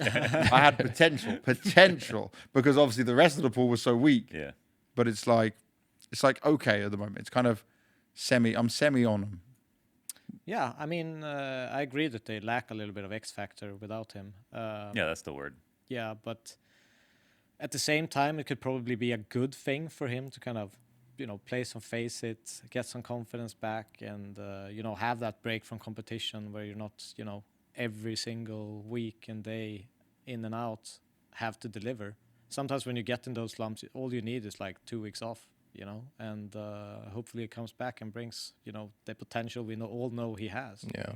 It's weird that Stair is the biggest X factor on the team. Yeah. It's crazy. Yeah. Yeah, that doesn't make sense at all. But also What a he will guy, do though. he'll do anything for the What team. a guy. Yeah. Literally He was anything for doing the so team. well even when he had no space at all. He's been awesome. He's that guy that's like, okay, I'm still in the Astralis jersey. I'm just gonna play whatever they want, do whatever they want, and succeed in it. I will just work hard at whatever role and position you put me in, and I will find some way to succeed. Yeah. And that on its own is impressive. But if they are gonna make it through, they're gonna need improved device. I think device Yeah. needs to carry a heavy load for them, and because it can't be Stair with all the X factor. We need old device back who had, you know, tons and tons of it. Kind of feels like a Furia moment, doesn't it? Where it's like Fallen. It's like device on the team is so valuable, so intelligent, positionally so sound, but doesn't. I mean, it's just they just added too many trophies to the team. I feel like where they need hunger, and they've got a player. It's like you could never cut device if he wants to stick around because he's so skilled, so consistent, and everything. But it's not like he's a standout CS2 opera right now. And where do you go? I don't know. That's definitely a Danish problem at the moment. Yeah. But it is that they're in between a rock and a hard place, as they say in Sweden, right? Exactly. The Swedish proverbs that He loves Swedish yeah. saying. Yeah. You guys spent the whole time in the green room going over some I crazy used one of his saying. lines in the cast. What did you use? It was, if you bring Satan out to sea, you have to make sure you bring him back to land. Yeah. What is this for? I forgot what it means, but I actually got it in. Yeah. Yeah. Which was impressive. Yeah. You lot need help, man. This is crazy. This is Just all right. saying. We're going to go from here to our tier list. You ready for a tier list? Yeah. Mr. Launders. So we have at the top, expected to make it, likely to make it afterwards, unlikely to make it, not expected to make it, and D, which we should have deleted, but, you know, it's still there. It's still That's there. the meme one. So, expected to make it, I'm going to just say Navi out the gate. Okay. I'll take. No, you don't have to take it. We need to discuss. Do you agree with that? That we built it all out. we need and to, rearranged we need to afterwards. agree or not. Okay. Expected to make it. I'm going with likely. Oh. Oh. I'm gonna Oh, they just put it. streets know All it's right, likely. So we got one likely, one expected. Styko. Likely to make it as well. I said that What they're is wrong best, with you? but they're definitely not 3-0. Expected to make it, I'm counting that as 3-0, which, in my opinion, There no are one no- at this stage is 3-0 material. I think for me, Navi have the skill, they have the structure, they have the rounds, the calling, everything. The So only they're worry for expected. me is mental. Yeah. Okay. Like, I've seen rounds where, you know, they're leading like 11-4, and all of a sudden, you know, someone's smashing the table and everyone just looks like stale and to just die off and give the other team like a way into the game. The vibes are dead on that team at the moment. That's Yeah. the fact. But I think like in terms of everything you need in Counter-Strike, if you remove the mood, I would put Okay. expected to make it, but I'll agree with likely to make it. Okay. He's won. I'm happy with this. Side Bro, there. you see how he did this? So It's the Swedish for you guys way. to understand, expected to make it would be like if you just look at the pool of teams around them, they're expected to make it. You're not agreeing. But It's so Maybe we hard. should start from the bottom up. Oh my God. Okay. Let's start with TYLOO then. TYLOO right now. Oh, Mr. Producer just Damn, bullying Jamie. TYLOO. Damn, JV. There's not even a D in there. Okay. So TYLOO. I would, because I had the same feeling for Vision, and the fact that I know they had a 9-day boot camp in Europe, I want TYLOO to be in likely to make it, but I know you're all going to disagree with me. I have them not going The 0-3. hell? You didn't even start with unlikely. unlikely to make it. Yeah, we Unlikely. can do I'm- unlikely. I'm not I don't even mind expecting them. I really don't mind them. Yeah. Like G on LAN is like you guys are talking about LAN energy. and, like, Yeah. yeah. Some Like X G factor brings there. it, bro. Like he's not just a joker too. He's actually really good. Like he brings X factor plays. So We saw what he did to Vitality. yeah, He really took it to him back in Hong Kong. He was making a nuisance for him. All right. Unlikely to make it. I would like to say likely, but I'll let you guys win on that one. MIBR. Not expected to make it. Unlikely. Unlikely. I think you could not. do most likely 0-3 Most likely. as the bottom I tier. think not expected to make it. Yeah, not expected to not. make it. All right. Yeah. All right. Styko, MIBR. you disagree? Because they have Imperial in the first round. I'm But that's so just worried. one game that they're going to win, and everyone else they can. you be know beaten how by. that snowballs. You know how that snowballs. You know what Connor did? What? He put Imperial and MIBR as 0-3s. When they 'Cause- play each other. Yes, because he said whoever One loses that on game. one will Is make mental I've broke. I've seen that Mental thread broke. before. I've seen that thread before, actually. He's kind of cooking. I kind of don't 'Cause mind it. It's actually like Because they you can't are- predict that game, but you know one of them's going 0-3. He's genius because I put MIBR 0-3 because Imperial 0-3 because I was like MIBR will just beat Imperial and we'll go from there. But Yeah. this strat I might have to steal. Because you might get your heart broken on day one. Yeah, I already had this last time. This already happened to me at stage 1. All right, let's look at Imperial. Not expected to make it. Yeah. I agree. Agree. With that. Oh, go! Oh, everyone hard agree. The only thing I'll say, Oh, here we go. I think they were the worst team in stage one, Yep. besides Phase on Overpass. But besides that, the one thing is in history, when a team has played one stage of the major, and they get to the next stage, they have a bit of an advantage. A lot Yeah, of They're advantage. warm. 100%. They're used to the pressure. They're used to the setups. They're used to everything. Okay. And so they're going to be a bit better than they were this last week, which makes it so hard to guess. So for our audience, if they don't know, but in stage 2, there were a lot of upsets round 1. Yeah. Yeah. Expect more in stage 2, round 1. Yeah. Oh man. But we're gonna leave That's them good not so far, expected yeah, to make it. Okay, yeah. cool. 3D Max. Now, I'm really negative on this team because the high of CAC had me believing in them again, and then we looked at Bucharest. It was 12th to 14th, and Chengdu last place. Chengdu they lost to Vision 2-1. Yeah. They're not expected to make it this time for me. I have them as my other 0-3 right now. That's bold, man. No, it's crazy, but they Our already pickups sold me. are going to be like reversed. You're gonna put 3D Max 3-0? No, well, Don't gas me. yeah, not that reverse. Yeah, there but you go. I'd put them at likely. Likely to make it. I mean, there are some bums on. Did you watch them? Did you watch them recently? I know, but we always talk about peaking at the wrong time. What happened to Legacy just now, man? Okay, but they also So, peaked so by you're getting like, second. if you at played CAC. like shit before this tournament, then The you're only likely logic to that make makes it. sense at this point. And we know that they can be good. We Yes, know they can yes, be good. yes. I Yeah, really but do think. for sure. I believed after the CAC, even though it was second place, that there would be a little bit of a bump up in confidence, like believing in Gravity's calling. I Yeah. actually really like Maka now he doesn't call. Like I'm really enjoying what I see, but like they just sold me a lie, man. So I also had But, two of them on my I mean- fantasy team. Could have a good week out of nowhere. A lot is on Maka because they Yeah. need that like solid star player to make it through the stage. He needs to perform like ridiculously well. Yeah. So I don't really see them having that extra star to kind of Yeah, it's always like fill the gap if he doesn't perform. Yeah. They're all just very, they're good, but they're even and they. Yeah, but it's always a random peak. Like sometimes body will be good, sometimes exercise will be good, and then sometimes lucky will be good. But Yeah. it's never someone else backing him up. And then when there was finally other riflers doing it, Maka was nowhere to be seen. Yeah, but if they're gonna face up against like a Navi or even an Aurora, they're gonna need 2 or 3 players playing their best CS. Do you think they beat Fnatic in the opening game? Yeah. Yes. Hell no. No, I'm with him. I don't No, think they're you beating Fnatic opening game. Fnatic will win that game Yeah. because they played last stage. If they didn't play last stage, do you think they would win? That would be more 50-50. But I wouldn't put 3D Max as favorite there. Okay, so unlikely to make it for 3D Max, or likely? Unlikely. Yeah, we can go. Unlikely. Fine, we Unlikely? can go with unlikely. Okay, Next to unlikely to make it TYLOO. 3D Next Max. to TYLOO. Next to TYLOO, but TYLOO's still above. We can them. put them in front of Tyler. No, whoa! I just said TYLOO's above them. It's gotta be. What is Tyler this? Plus. Oh, yeah. Yeah. By the way, the producer just completely agreed with Launders. Love it. Hello, this is my show. This How you is what treat a guest. I'm getting cooked straight away. All right, Liquid, and I can start with you, Launders. Liquid. I've been believing in Liquid, man. Yeah, I know you. I've been and I've seen I some would dark say times. likely to make it. Expected. Yeah. Yo. Expected. For sure. Yeah. So you didn't put Navi expected. You're going to tell me Liquid with Ultimate is expected to make it. Yeah, what do you mean with Ultimate? Why are you... What Why'd you is name that their best shade? player? Out of nowhere, you just throw a shade like that. I just think like he struggles when you need him to perform. I think I've post-twist been- Liquid is good.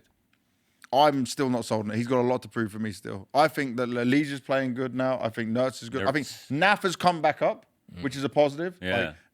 I can see a lot of positives for this Liquid. My now only worry is Ultimate.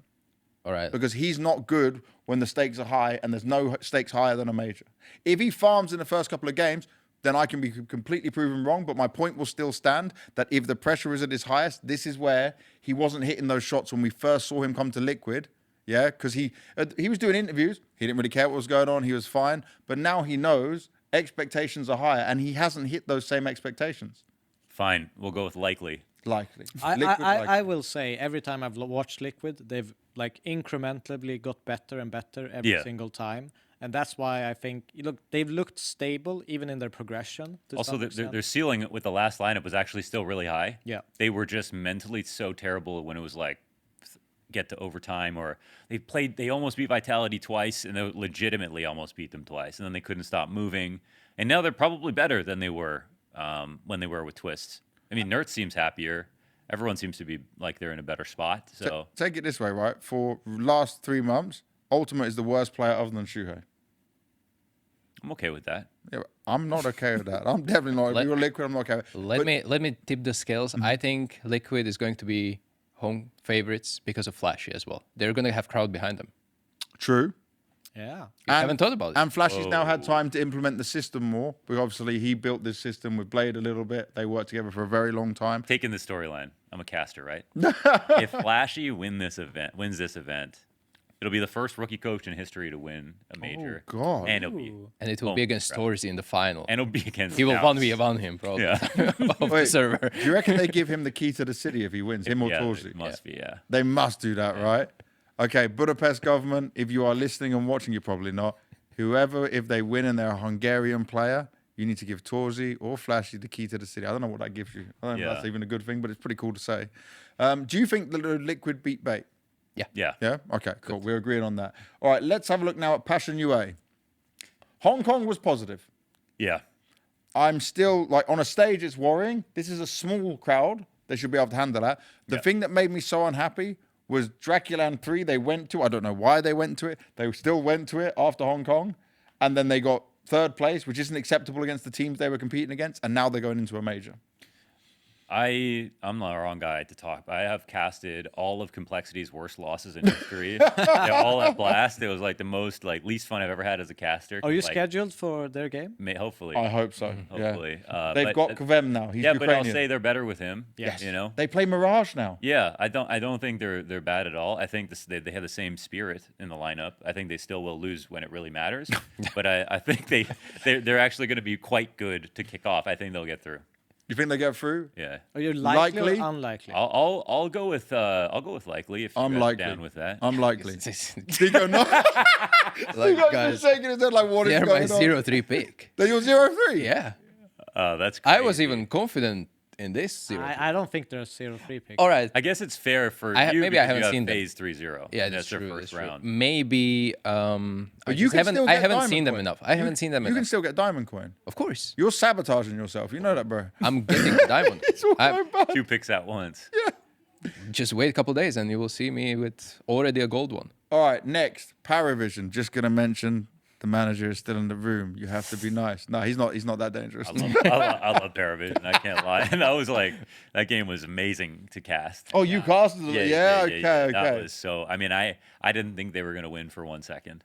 Dastan Even didn't into think they were going to overtime. win. Yeah, Dastan yeah, in the yeah, interview was yeah. like, I thought we lost. Yeah, Just- I thought it felt the exact same way the whole time, and I was just like, whole time I was like, James.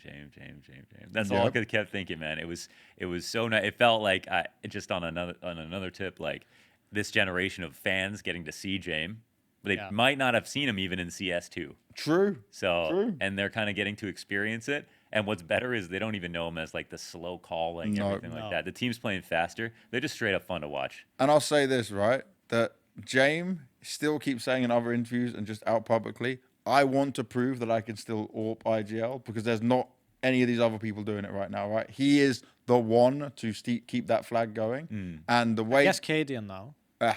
That's not tier 1. That's not even close to tier 2. Nice try. But I will say, I feel like the way they suffered in stage 1 is such a benefit for the 4 other rookies. Yeah. Because now But you've that's gone zero through the pressure fire. now. Absolute zero. No matter who they go up against, I think they will have like the least pressure out of almost any team in this. For sure. Agreed.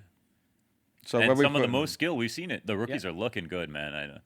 Where are we survived putting so them? Where are we putting them? I actually think they have a chance. I feel like they're going to be extremely picked in going through, like 3-1 or Okay. 3-2. For most people's pick'ems, what do you think? I don't have most people's pick'ems apparently. I need to. You have 5 picks. You got some authority here. I think they have a really, really good opening matchup Yep. against TYLOO. And You have TYLOO going 0-3. yes. Oh, man. And I have them but I as still three. think even Or with that, PARIVISION your other 3-0 team? no. I was trying to recall who it is, but I think they will get off to a good start, but I still don't see them going through because of the best of threes kind of in this stage. Yeah. Teams will have much better depth in best of threes, which I see them as a 2-2 team. yeah. Okay. We will see. We So will the see another same masterclass. struggles It's like before. very 50-50. Yeah, and then they beat Passion UA. Yeah. So then likely go. to make it or They're between unlikely likely to make and it? unlikely for me. We don't have a between. What is this? Okay, We need a Swedish tier. put them at the top of unlikely to make it. That's fair. Yeah? Yeah. I like it. I like it. Just going to look over at the manager right now. He said go higher. So Well, we're no. going to ignore him. That's and stay there. All right, from there, we're going to take M80. I'm going to say unlikely to make it straight out the gate. Unlikely straight out the gate. Yeah, Because I that's don't fair. think like M80. To Swish be honest, looking at this Not list, NIP. you're in good company. It's not even a bad list. Not NIP, M80, please. Why you don't leave the poor ninjas alone? We didn't even get there. M80. Yeah. I don't think Swisher is going to have that same kind of output when he's going against these players. He has notoriously not been as sharp. Maybe he can prove us wrong, but like he's not the one I'm looking at right now to repeat that performance, especially in stage 2. I don't think I have enough data on M80 to judge them because they went 3-0. If I would see more of a Counter-Strike from them, I would be more confident. I like that. They weren't tested. Yeah. I also have no data. I didn't even cast their games. I didn't know anything about them or Bait, so I'm here to learn about them too. Okay. But By the way, we've racked Yeah, up so unlikely many is guests okay. already on here because we are massively delayed that we just need to finish the tier list. Okay, So but just get it. I think unlikely. To Unlikely? Make it is fair. Unlikely. I agree. yeah, okay.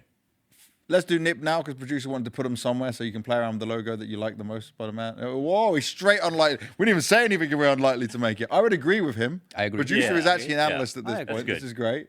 Unlikely to make it for Nip. I think they can show some good CS. You know but what's I think crazy? they're We're gonna going to struggle. finish this list without enough teams likely to make it. Just no one goes through. It's going to be a second Yeah. row of By unlikely the way, to make it. we right now have 2 teams Unlikely going and through, very guys. unlikely. We are so cooked. All right, Aurora expected to make it. They should be there with Expected to Navi. make it. There we go. They should be there with Navi, but you guys just overruled me. Navi should yeah. be an expected to make it as well, but No. Aurora expected to make it. Yeah. Yeah. Navi could 3-0, but like it's like as consistent. I don't know. Right now, Okay, too hard to say. FlyQuest I think they're likely likely to make Likely it. to make it. Fine. I There was that was the least happy. Everyone looked at me at the same time. Ironically, we said we don't have enough data for M80. We shouldn't have enough data for FlyQuest. Yeah, that's how but the I eye feel. test there Yeah. was better, in my Yeah, opinion. yes. Yeah, but that's I'm saying the 4v5s, the way they were playing off each If they other. play like they played in stage 1, I see them going. Because you see them in like a 2-2 match with some of the unlikely teams, and they could win. Yeah. Yeah, Yeah. for sure. It's the best FlyQuest ever. Yeah. Hell yeah. 100%. We can say that. Aussie, Aussie, Aussie. Oi, oi, oi. I had to finish it off for you. All right, Fnatic. Oof. They were my 0-3 team last stage. Are you trolling our pickups or what?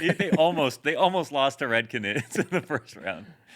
That was Unlikely. I think they look very shaky. yeah. They're up and down. They got better towards the end, I guess. Yeah. But I think they still made so many mistakes in the games they won. Okay, so right So now, I- guys, we have 4 teams going through. We're going to have to juggle this up a I bit. think this is accurate, man. This is accurate. think This is it's good. accurate. I'm happy with this, actually. Astralis. I think they're likely to make it. Okay, that's crazy You statement. Danish or Swedish? I have them. Likely.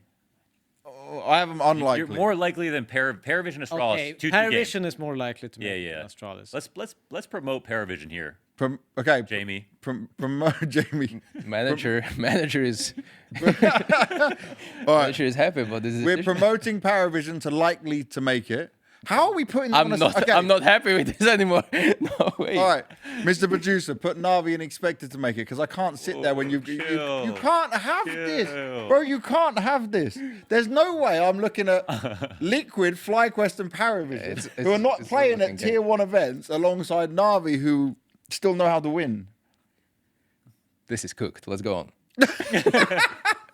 Okay, FaZe. Likely to make it. No way. You're saying likely to make it. Yeah, absolutely. I told you my putting- reasoning in the previous. I will segment. put them. Bottom likely is fine with me. Yeah, it's Low fine with leg. me, but I'll say this. I think that they're going to level up. Whoa. They get to get a week of I practice. might need to leave the podcast right now. I'm one of the few guys who likes Jacob. What's wrong with you? I like Jacob. For what? He was the only one getting multi-kills this entire stage for FaZe. He actually did. Did pretty you watch Frozen? I can't. Yeah, that it was one map. That was one really Come good on, map. bro. You gotta give Frozen. Yo, he some played credit. like Donk on Nuke that one game, but actually, I think if you go count the multi kills, Mm-hmm. put it in post, I bet Jacob had more than anyone else I can't argue with you because you don't know. because I don't know, but I want to argue with you because it sounds like poo poo. Like this don't sound Okay, right at we all. got a couple other matches, but low likely. Okay, low likely. Low likely. Low likely. Yeah, Okay. Bait. no idea. Yeah, you didn't see it in I it. So, didn't see it. I think they're in the middle of the pack of unlikely to Yeah. make it. Could so what? In front of 2-2 TYLOO? game versus Passion Yeah. UA. Who wins? Yeah, bait. something like that. Bait wins. Bait wins. Okay, wow. Over who? over Over Passion UA. Yeah, definitely. Okay, so Because move they have bait Pretty much in front of every game TYLOO. was a 13-11. One more bait move. Yes, produce. Yup. That was a There mouse we slip. go. Yeah, Clearly, our producer's not very good at Counter Strike. something like this. I'm So happy 1, 2, with 3, it. 4, 5, 6. I mean, you know what? We Some only have teams 6 just going teams through. making it through. But the others are like top end. So your Astralis, 3D Max, Bait would all have a chance at it. Yeah, I think this is pretty fair. I think this is okay. I like it. All right. I don't mind that too bad at all. Diamond coin holders. Well, I've got no chance of that. That's Holder only you. singular. There. He doesn't do his pick'ems. You are the only one with potential. We are You absolutely don't do cooked. your pick'ems? No, I don't care about the coin. But the Bro, prize. he's got a major trophy. Ah, fair That's enough. true. You What am don't I need gonna anything play? else. Never thought Yeah. about that. Do you know what's terrible? Every time we play CS and he tries to hide his nickname, they see this damn The trophy major, yeah. and it's like, oh, it's Devil Walk. And we're like, oh, no, we're not hiding this game, are we? It's hard to. Yeah, you're very easy Yes. to recognize on Click this. on profile. Yeah. Too. No, he doesn't even have to display it on profile. Oh, I hide it. Yeah, They- you you hide can it. just You can- click you can on scroll. the profile and scroll Oh, all the yeah, people right. do that. badges or whatever. Yeah. So they grab him. Yeah. That's it. We can't. Maybe I should get more coins so it's like fills up. The Yeah, actually, start people doing are it. getting Yeah. too late. Win more majors. Get more. Yeah, we more made it easier. Come back and do it now. All right, we're going to make sure everyone is writing in chat Corsair because we're doing giveaways. We already have one person would have won one prize by now, but there is plenty more. We've got the mouse, we've got the keyboard, we've got the headset up for grabs. Make sure you type Corsair in chat, not with an exclamation mark. I was an idiot and said it wrong last time. Stop doing exclamation mark chat. I can see it. What I didn't say exclamation mark without exclamation. There we go. You're learning. This is good. Well done, chat. someone, what's his name? Garshow, terrible. Exclamation mark still there. But the rest of you are rolling in. It'll be picked out. You'll get a message from StarLadder, so hopefully someone wins some good prizes. Oh God, we're up at 2,000 viewers right now as well. This is kind of cooking for our live show in comparison to last time. We're rolling with it. Launders, we need to say goodbye to you, my friend. No worries. Happy to leave? Thanks for having me on. Yeah, thanks for making fun of this all, man. Thanks for enjoying it. Yeah. Good. Now I know how to do my pickup video. Now we're gonna check his video afterwards and see how much you have influenced his decision. It'll be up in an hour if you guys are still alive. Oh, we'll be watching. Yeah. All right, Launders, get this video up quick, and we'll be cooking. Launders, easy. thank you very much, Yes, man. sir. Much love to you. Thank you, Launders. Or that way. That way. That way. Yeah, and make sure you follow Launders' YouTube channel to get his pick'ems as well. Laugh at him in the chats if you want. The rough baby says, Banks is my spirit animal. I don't know what that means. That's kind of a scary situation. But let's bring in our next guest. It is, I hope I said this correctly, Kimi, the manager of PARIVISION. He tried to jump up before. We've been defending him. Yeah. Live audience of the place. Hello, guys. Hello, guys. Kimi. Hello. How you doing? You know, guys, I was thinking after the Launders, after his soft, I don't know, amazing voice, I have my cracked shit. So sorry, guys. Sorry for Hey, this one. you're not the broadcast talent, so that's completely fine. And I'm set. But your voice is also destroyed because Yes. this guy was arguing with Brazilians yesterday. 1 versus, I don't know, 10. There was a whole crowd of Brazilian people, and they were going so hard the whole time. Yeah. And there's this lovely video posted by HLTV where Kimi's like shouting and It was screaming a at couple him. of bad words, couple of bad actions. I'm Yeah. very proud of it. That's it's the emotions of But Counter those are emotions. So, what is your actual title at PARIVISION? I'm general manager. General manager, General sorry, manager. team manager. I got it wrong. General I manager. did this job for the manager job when I was younger. I started in NAVI, then VP, bunch of other story orgs. And You want some after- water? There's some water. No, I'm good. I'm You good. good? After 11 years in esports, I'm now GM. Okay, nice. And for PARIVISION right now, Yes, for last 2 years. it's kind of been like a roller coaster for you guys. There's been a lot of ups and downs, right? Exactly. Tell me just the most difficult thing of the whole PARIVISION process you've had to go through, because obviously having James and Dastan is huge, but then I can imagine navigating the minefield of CIS talents and what you want to try and pick from True. is real hard. I believe the hardest one was the start, because you have to, on the start of the project, you have to understand what's your idea. You're building from the coach, you're starting from the captain, or you want to collect, I don't know, 5 talented players Yeah. with some of idea just to go and like proper shooters without any idea. I don't know. It's you have to do something on the start. You have to understand, to realize how do you see your project in some kind of milestone, half a year, 2 years.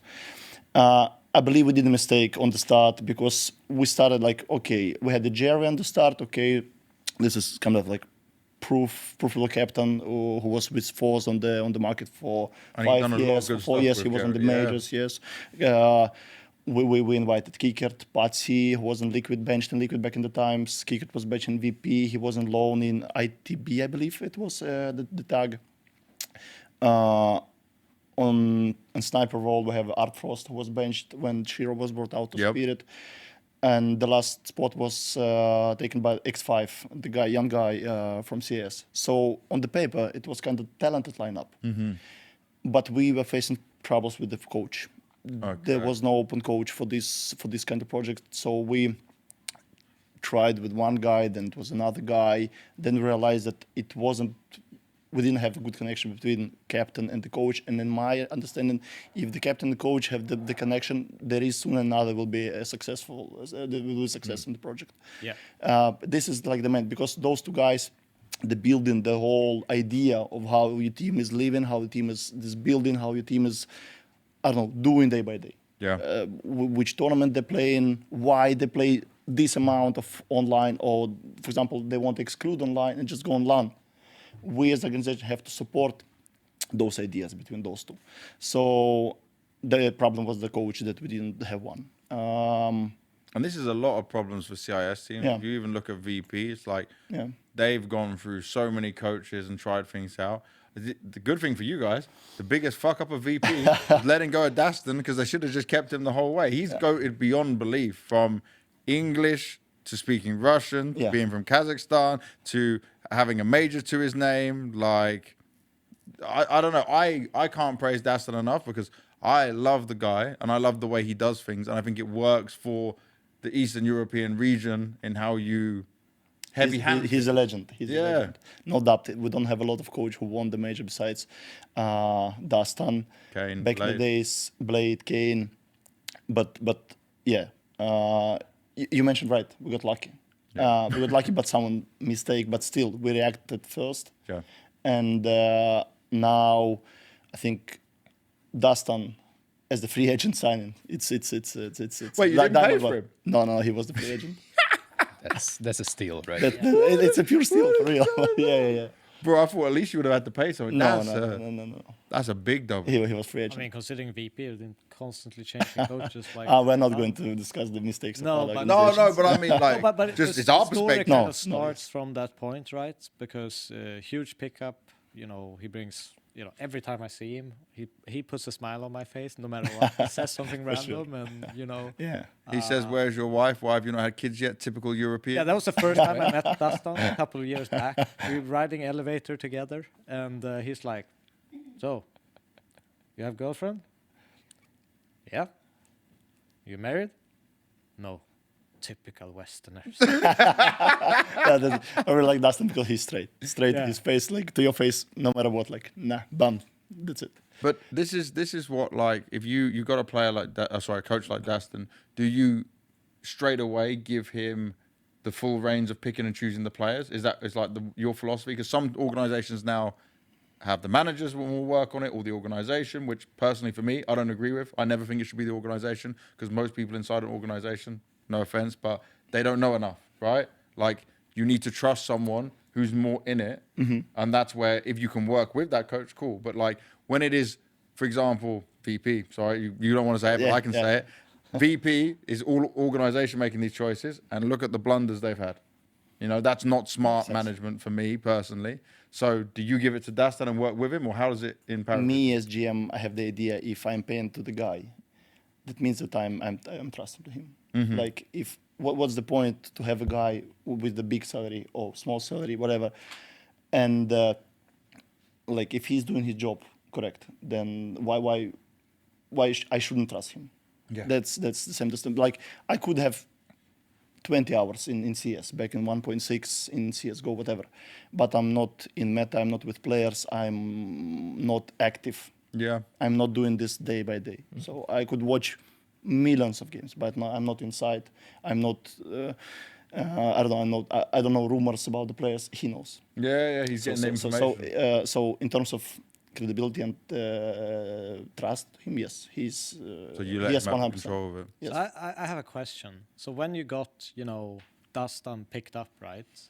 What was the process like for you guys to decide on the rest of the players? How was those conversations like for? So if you remember, before Dastan we had Finn, Yeah. and we had scandal with that Finn was like banned, In but Valve. ASIC didn't. He was unbanned, but ASIC didn't post it, so everyone thought that he's banned, but on the papers he wasn't banned. So yeah, it Right. I remember just back in the days. I remember those 2 days. On the Sunday evening, the post is coming that PARIVISION is disqualified from RMR. Monday, I had calls with ASIC, with the Perfect World, and it was a guy from Valve. Tuesday, we had the confirmation that everything's good. You are back in the train again. Those 2 days was, I don't know, probably one Nightmare. of those stressful, like, impossible days. But yeah, we get through. So we played small tournament in Serbia. It was RES, and it didn't go well for us. So after RES, Finn decided to step down, and Dastan was open, and as I was a free agent, and we picked him up. So RMR for him was kind of the first tournament where he just knew he didn't know Art Frost, for example, person, Belchanok. He didn't know Patsy. He knew Kicker. He knows Kicker, of course. Yeah. They worked before, and same for all the players. So for him, it was kind of tournament like where he just understand who is who in the team. It was Alpha. We got Alpha from Team Spirit Academy. Back in this, he was our NGL on this RMR. So after RMR, we sat down with him and just okay, what we're gonna do? We had 0-3 on RMR. We threw our game for real. Like we lead, I think 9-6 versus Heroic. It was our game, but we lost to TSM on 0-2 as well. So horrible RMR from us. And we sat down in China with Dustin and discussed like what's our plan. Firstly, it was like the kicker captain, Arfro sustained the team, like who's gonna pick. Nota was available from Amcal, like he was on our radar. Belchinok was kind of promising, and he's still. And 2 weeks after the Shanghai Major, James was benched. Yeah. That's a sign. Sadly, he wasn't free agent.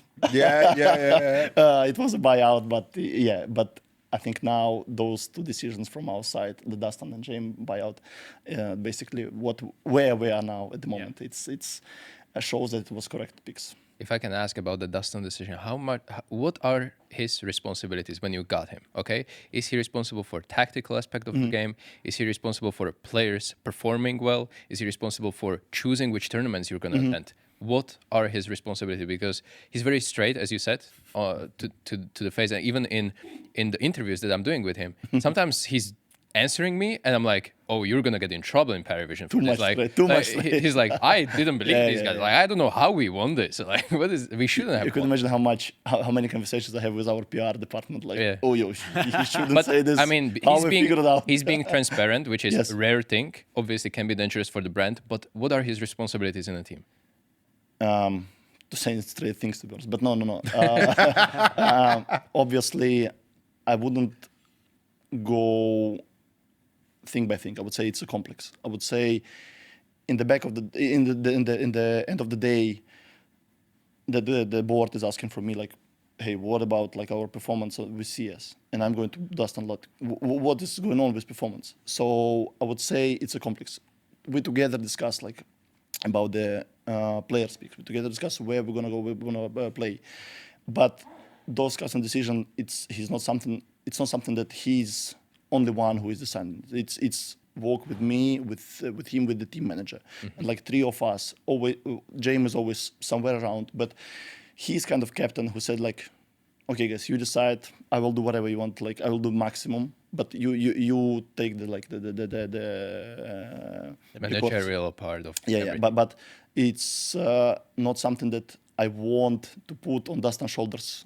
That he's the only one. No, that's our together responsibility. That what is CS team is doing in general in terms of strategy, in terms of today, this week is also a milestone. Next month, half a year. What about in-game performance, in-game tactics, for example? Is that Dustin and James, or just Dustin and James? No, Dustin and James for sure. As I was saying before, that's something that work between coach and captain, team captain.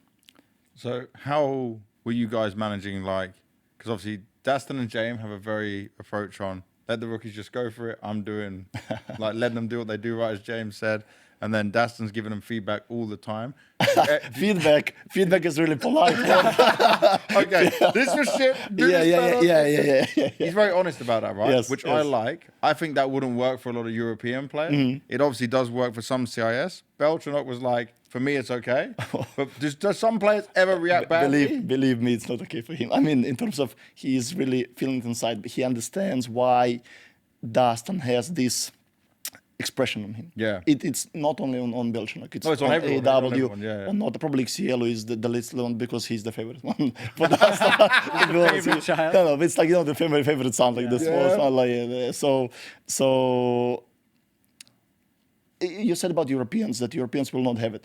Actually, right now in CS, it's not also saying that the young kids, 17, 18 years old, they are not ready for this kind of approach, I would say. So did it take some Yeah, adapting, getting used for to? For sure.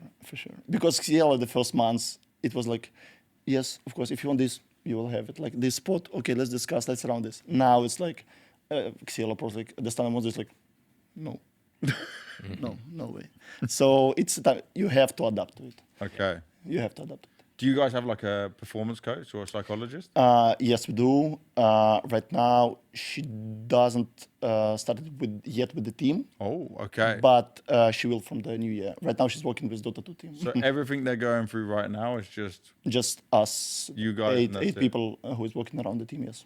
So that's analyst, coach, 5 players. No analyst, just analyst? coach. We have the guy who is responsible for the nades. Really? Yes. So Just that? no analyst, No but you have a analyst, no. grenade I mean, utility guy. we have analysts before the match, yes, but Okay. it's not something that like in casual understanding analyst like who is with the I don't know 15 A4 papers with the what guys Got doing, it, what yeah. what is the pattern and so on. It's more about like general. The base. Yes, something like this. Like But it's not something like we're positions. going inside. No, I think Dustin told me that they were going into Dust 2 against who did it? Legacy. Legacy. Yeah. And during the break, players did not even know what's about Dust 2. Only he knew. Yes. And he just told them during the break, okay, Yes. they are playing Dust 2 like this. You play it like this. And they won. Yeah. Well, before Dust, probably we can go right now. It was yesterday, so he just told the players where who is playing where, and like yes, this is our game plan. Let's stick to it. That's it. Crazy. About that yeah. grenade guy, I want to ask because this is the new role. Yeah, I've never seen I've never anyone heard of have. Nade guy. Yeah, we have the separate net. So when they have like theory, does he like nade guy come in here, show the nades, and then he moves? For example, on? he's controlling fines if a player misses the net on the official game. Ooh. For Fines? example, fines. Yeah. You have fines in the Wow. For this one, yeah. Wow. Bro, this is some This like, is next wicked. Don't miss that nade. Like, We this is- should Can you have imagine? that in You have D&D, fine. You have man. fine for Nate, and after all, Dustin is coming and beating. if we had this on We should have BNE, had a fine Yeah. for missing nades. In D&D. 100%. No, but we have this kind of stuff, like small one. But with the young players, with the young guns like this, who plays on the face it, who doesn't know the system, who could be lack of the base knowledge in CS, like how you have to be strict, you have to be like strong on the control, because otherwise can I ask what the number fine is for the nade if they miss one? depends on the Criticality. Yes. Oh really? For example, you can give me a throw, small you stroke. can throw a nade. Can I say the bad word here? Yeah. Which will fuck up the round. Okay. Then it's kind of crucial. Yeah, but tell me, what's the max fine to the minimum fine? NDA. brother. All right, I'm just imagining in my head right now. It can start at like $10 and go to $100. No, $100 is too much. Too much? 50? Because too much nades missing. He's like, we're not paying you any salary. from organization side, it's perfect system how you can work with the player. Hey, dude, they're We're gonna be saving super a motivated. lot of money saved. But no, Every team really has that. When someone is late, they Yeah, put up yes. how many Yeah. minutes they were That late. I understand. That's But fine. this is, I love this. I honestly love it this. as well. This is a good idea. As I was saying, with young players, you have to be this kind of. You have to have this kind of approach. But is this like just a CIS thing? No, for example, I have a good connection with Molodoy, with Daniel, and he said that, for example, he played Face It in Brazil, and they also have this. They have a lot of players from young players, but they also like just throw nade, let's run and shoot. That's it. Yeah. There is no like.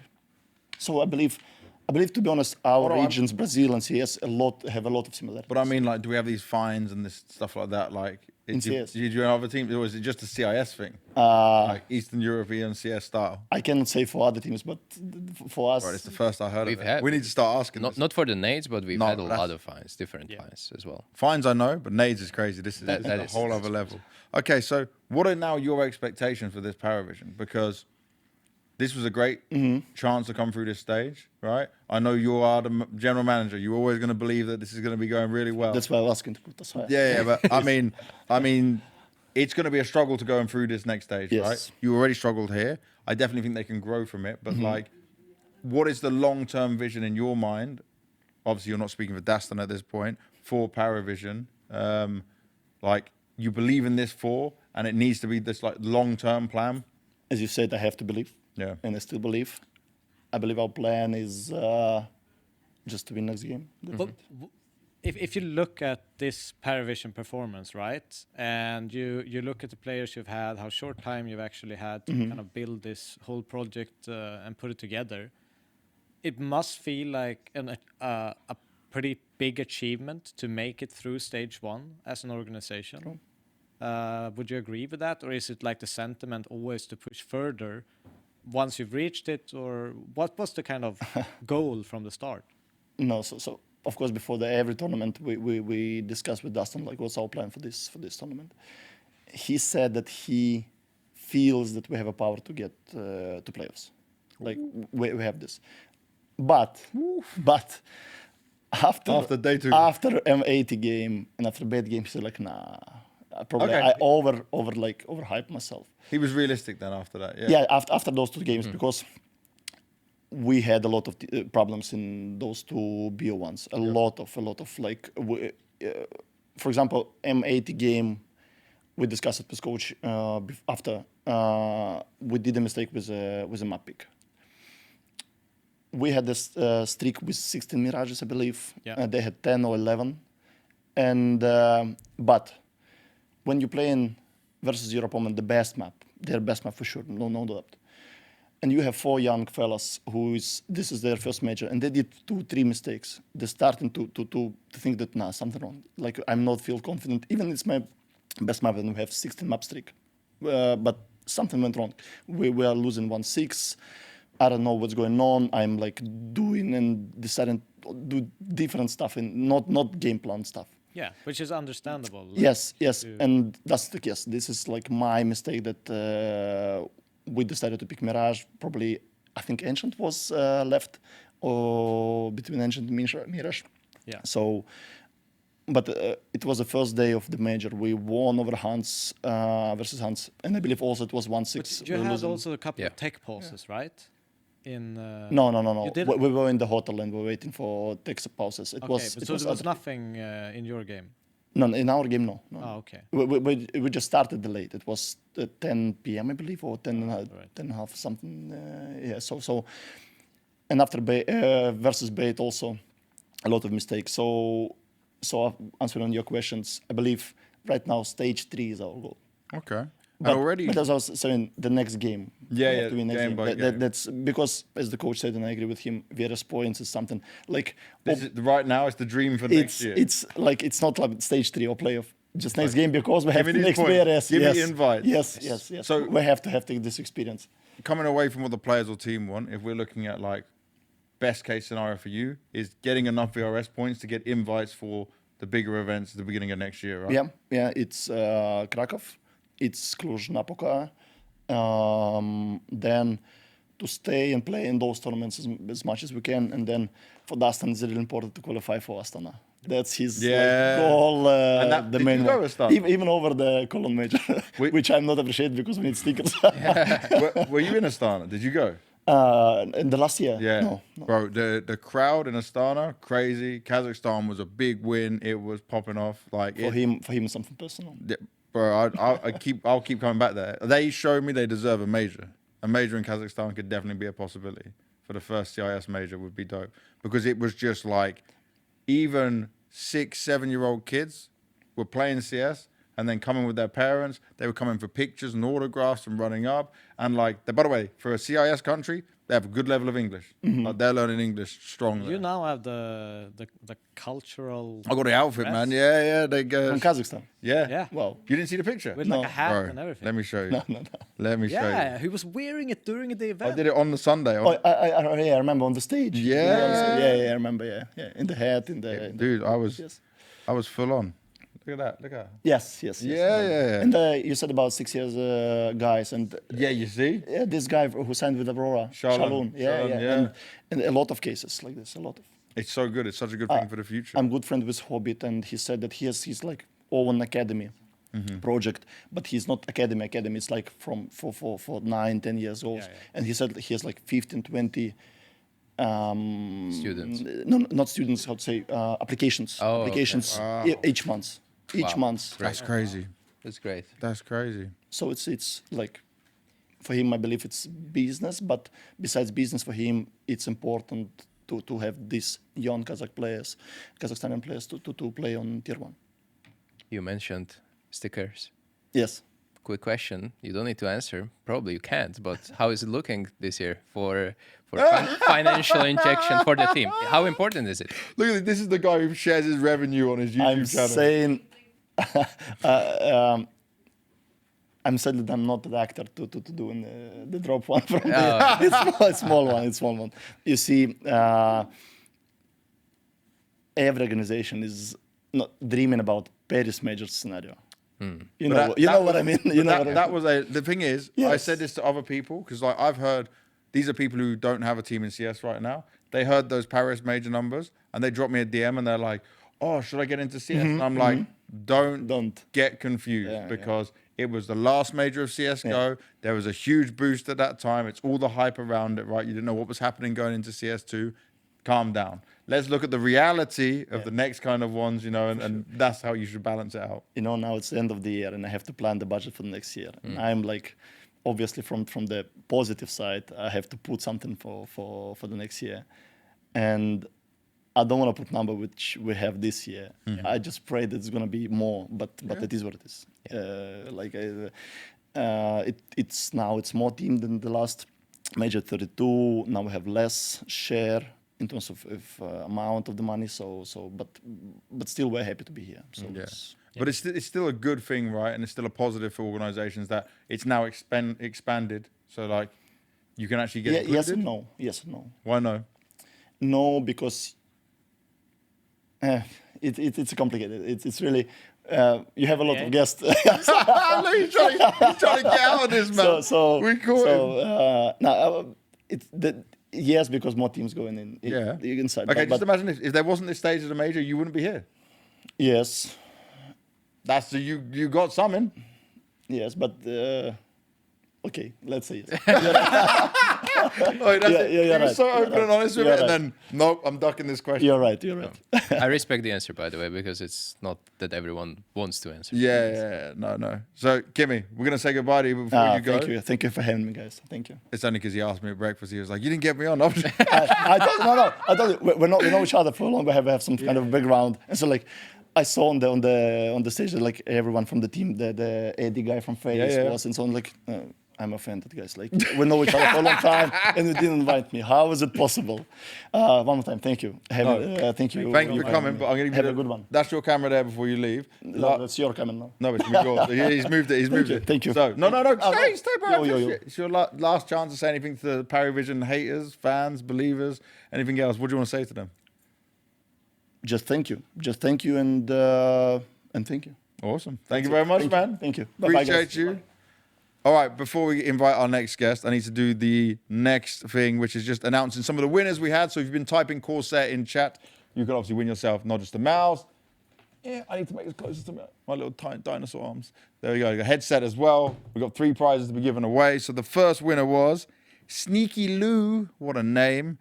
Oh, God, the second name. What the heck? Asiwrovka one? I don't know. Hell yeah. ASIUWROCV1. You guys have won. There is still one more chance, so one more person will have a chance of doing it. But type Corsair in chat. No exclamation mark. No exclamation mark. Corsair. That's all you need to do. One more winner to be found before the end of the show. We are already cooked. StarLadder is going to fire me because I'm making sure the podcast extends and extends. But guess what? Once we're live, we can't stop. Unless there's a power outage. We did have that at one point throughout the major. That was some of the flaws of stage 1. That's how it goes. My producer Roman is snapping his head right now like I'm going to get a slap. Why did you mention that? Hey, Roman, good?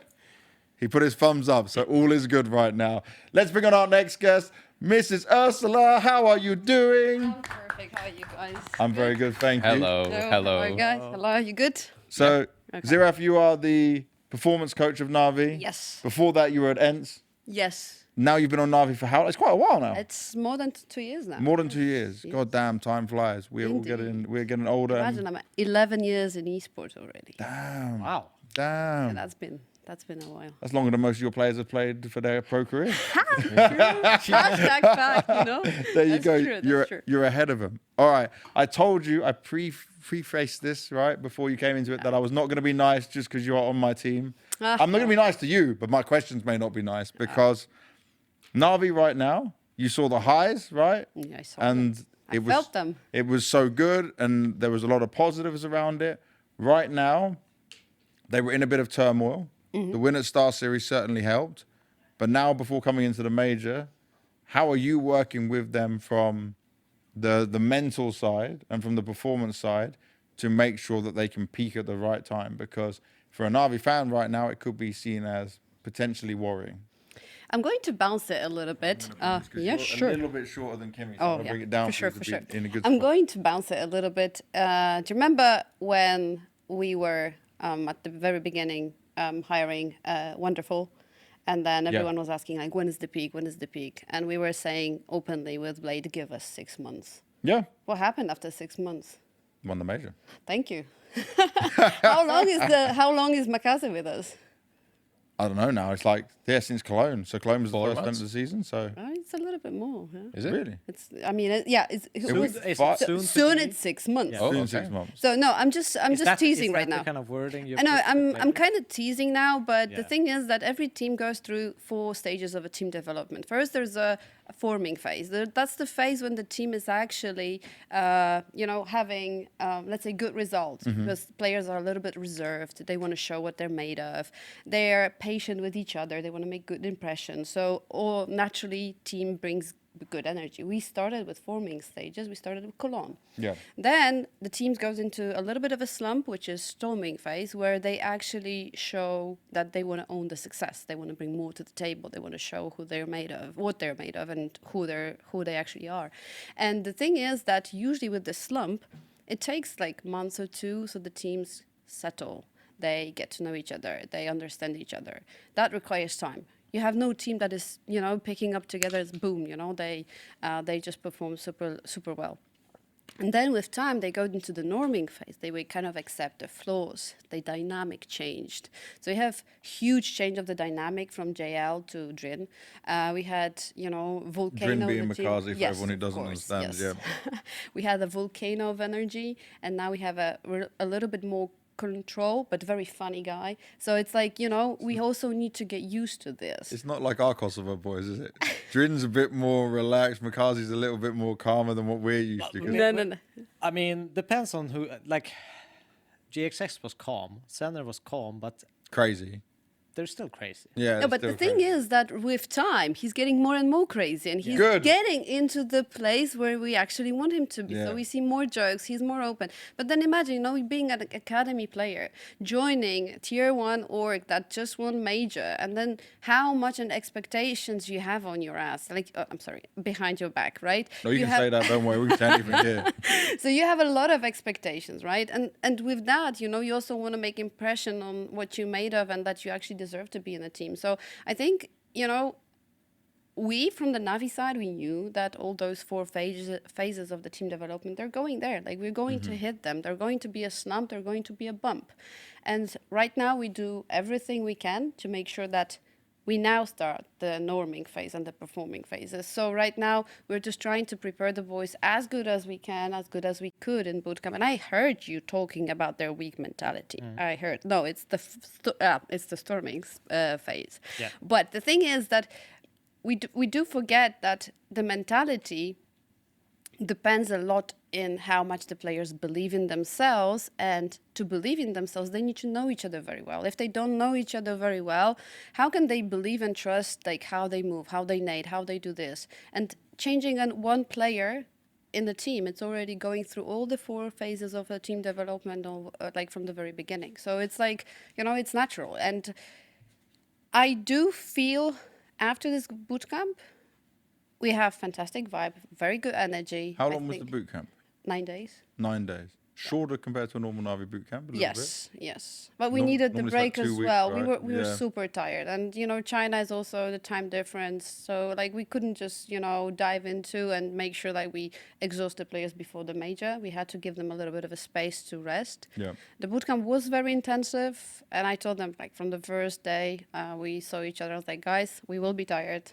We'll be probably feeling exhausted, but I guess we know what we work for. So Were you with them the whole time on boot Yes. camp? Good. This is positive. So on this like mentality thing, right? Is that something you've had like an open conversation with the team? Like you all identify this as maybe part of an issue why you're not performing? I mean, or how does I don't think I want to put it fully on mentality. It's very easy to say like if team is not performing, it's all on mentality. It's just the easiest way for us because To of see it what from the information outside. we Yes. have, because we don't have the inner workings of the team. So right now, what we focus on is a lot. It's like building that synergy and that that moment for the team when one player is saying one sentence, thank you, and then the other player is actually saying another, like is able to finish it the way the whole team works, and that requires time. Yeah. So if we put that on mentality, okay, that's mentality. But it's building team, it's building synergy, it's getting to know each other. It's also,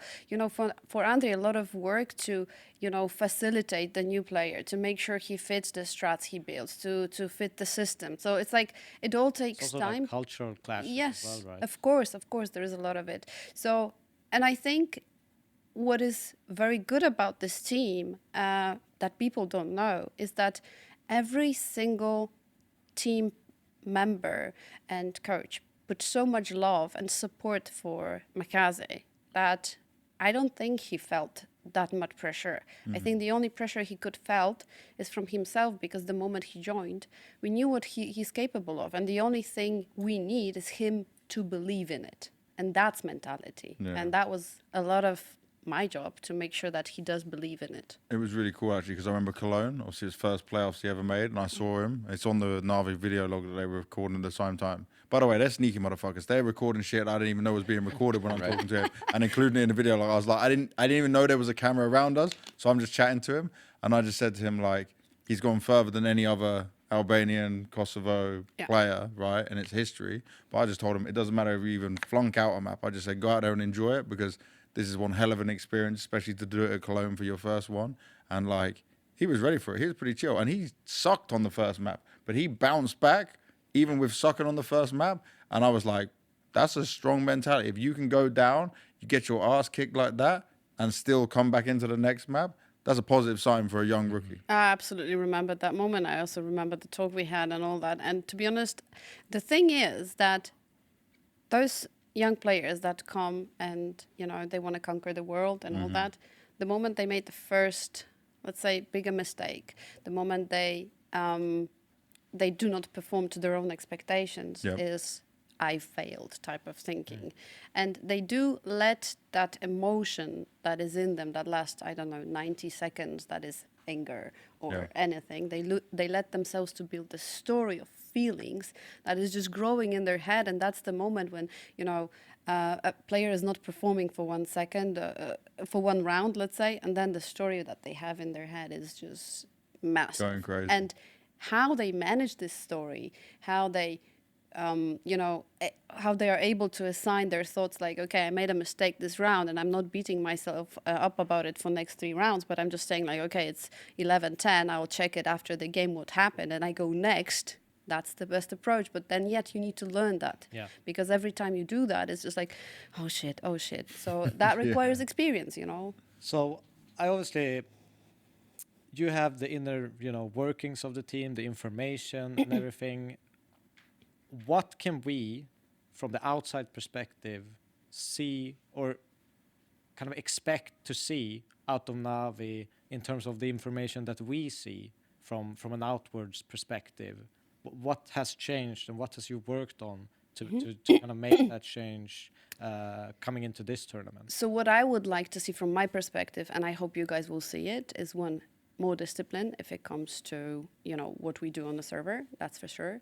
A second thing is more awareness, and that requires self-awareness, but also in-game awareness. And then the third one, more team play. Like, if I see those 3, I would be super happy and super proud. These were some of our focuses for the bootcamp. These were the gaps we definitely spotted. So I feel like if those will move, and if we see more of that, I think these were like clearly things that, we were lacking, because when you have that urge, like, okay, I'll just see what's behind the corner and I'll just peek. But yeah, you can peek. Just one more. Just one more You shoulder. can peek, but what's happening after you die, the whole strategy goes into the bin, and then what? We need to redo and go next. So like, you can go next 13 times, but how much discipline you have it not to do that, so you don't have to go next 13 times. All right, so a lot of things that you mentioned are obviously in-game things, the ones we can spot as viewers and audience on stream. You said that you just had 9-day bootcamp and you were there present at all times. How much of a day at Navi bootcamp is split between in-game time and working on those 3 things you just mentioned, and then mental game where you facilitate everything? Do I they mean- work on it every single day? You have workshops, or how does it look? I mean, we did have workshops. Naturally, there is a battle between me and Andre. I want more time, he wants more time. Like it's tough. There's not enough time. There's never not enough time, and also the players want to rest, and we do understand that.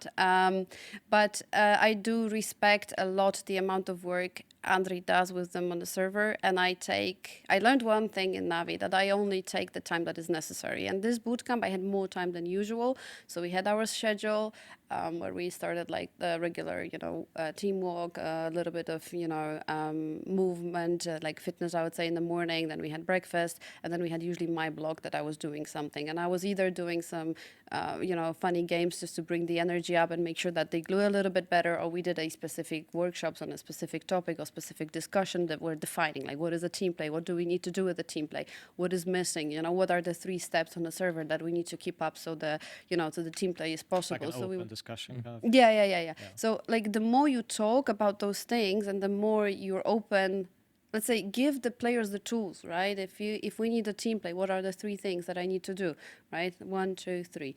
I don't want to talk too much about the details about it, but like it's all about, how clearly you let the players to see the same perspective. Yeah, I If- see it as getting everyone on the same page. Yeah, and because that's if- what your ultimate Exactly, goal is because in-game.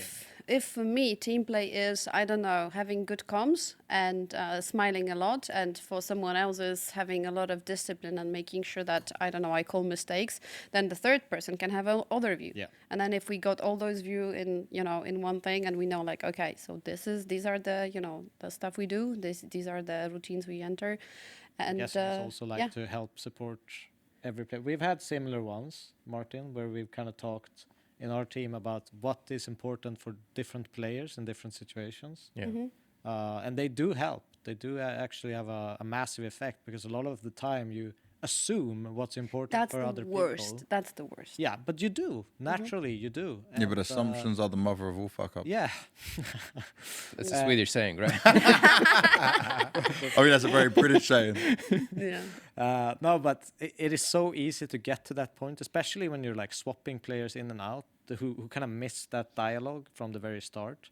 So just making that clear, you can have a completely different kind of understanding of why someone gets mad or why someone does certain things in the game, and gain a completely different respect for them when you have those open conversations. And it all flies very well to the topic of expectations, Yeah. because you can expect someone from the person inside of the team, or I don't know, the fans can have expectations towards the team, but if their expectations are not set, what is it exactly that is going to happen?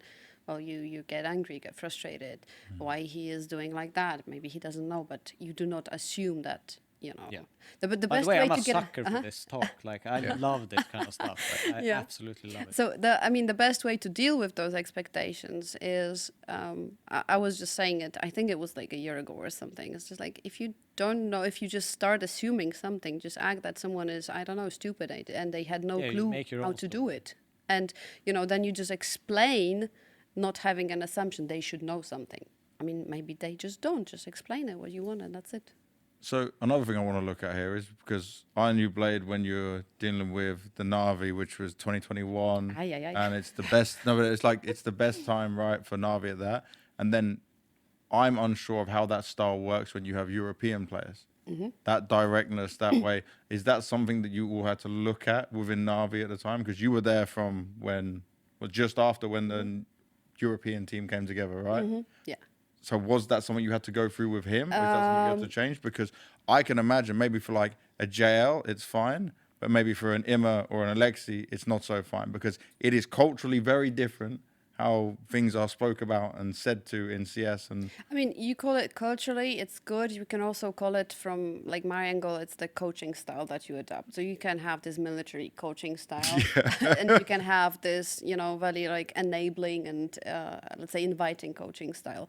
And I think at this point, Andre has a good balance of, when it's needed to have good energy, he is showing it. When there's extra motivation needed, he is just inviting the players to do it. And, sometimes when there's this moment in the game where you need to make a player aware, like, hey, you're here to fight. You're not here to see things going easy. You want to fight for it because this is what you love and this is why you're in a competitive environment.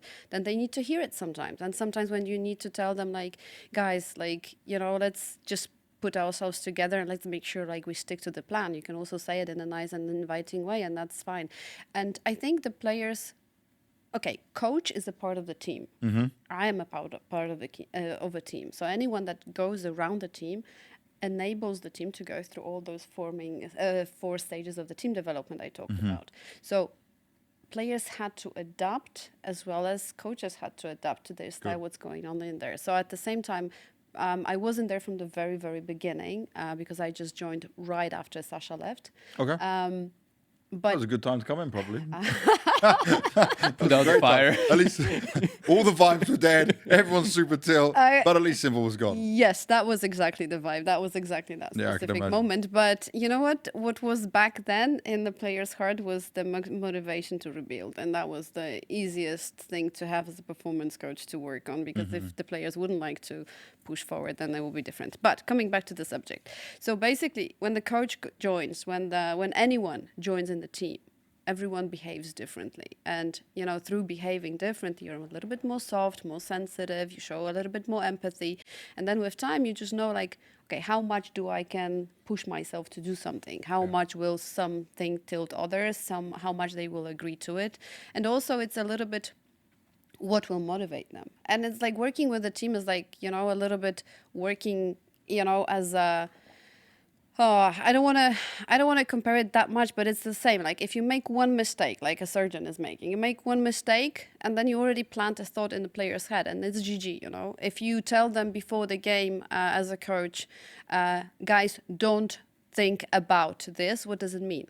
It instantly means like you have them thinking about it. Thank you, congrats, But then you need to learn how to communicate. If you want them to do something, you need to program them to do something. So instead of just, I don't know, guys, don't be afraid. Guys, be strong. Let's fight for it. Let's make sure that we have this type of things that is required at a specific moment. So I think it's all of us, working with each other, but also learning each other. And then with time, that level of, being like how adaptable we are into specific scenario allows us to sometimes loosen up, explode, or just tell them like, guys, like whatever, Then I think what's funny is that sometimes even myself, I'm just like, guys, like, let's just do something, and it's fine, The other thing I want to touch on is just the tilt we see on cameras, the visible frustration and anger we get from players. Yeah. Like, for me, when I speak to Wonderful, he says it's not that bad. When I had them all, they won Star Series. They were all sat down on the couch with me. All started smiling when that question. I'm not going to be nice, right? I'm friends with these guys. I know these guys very well closely. So I was like, this is my time. You need to give us some truth.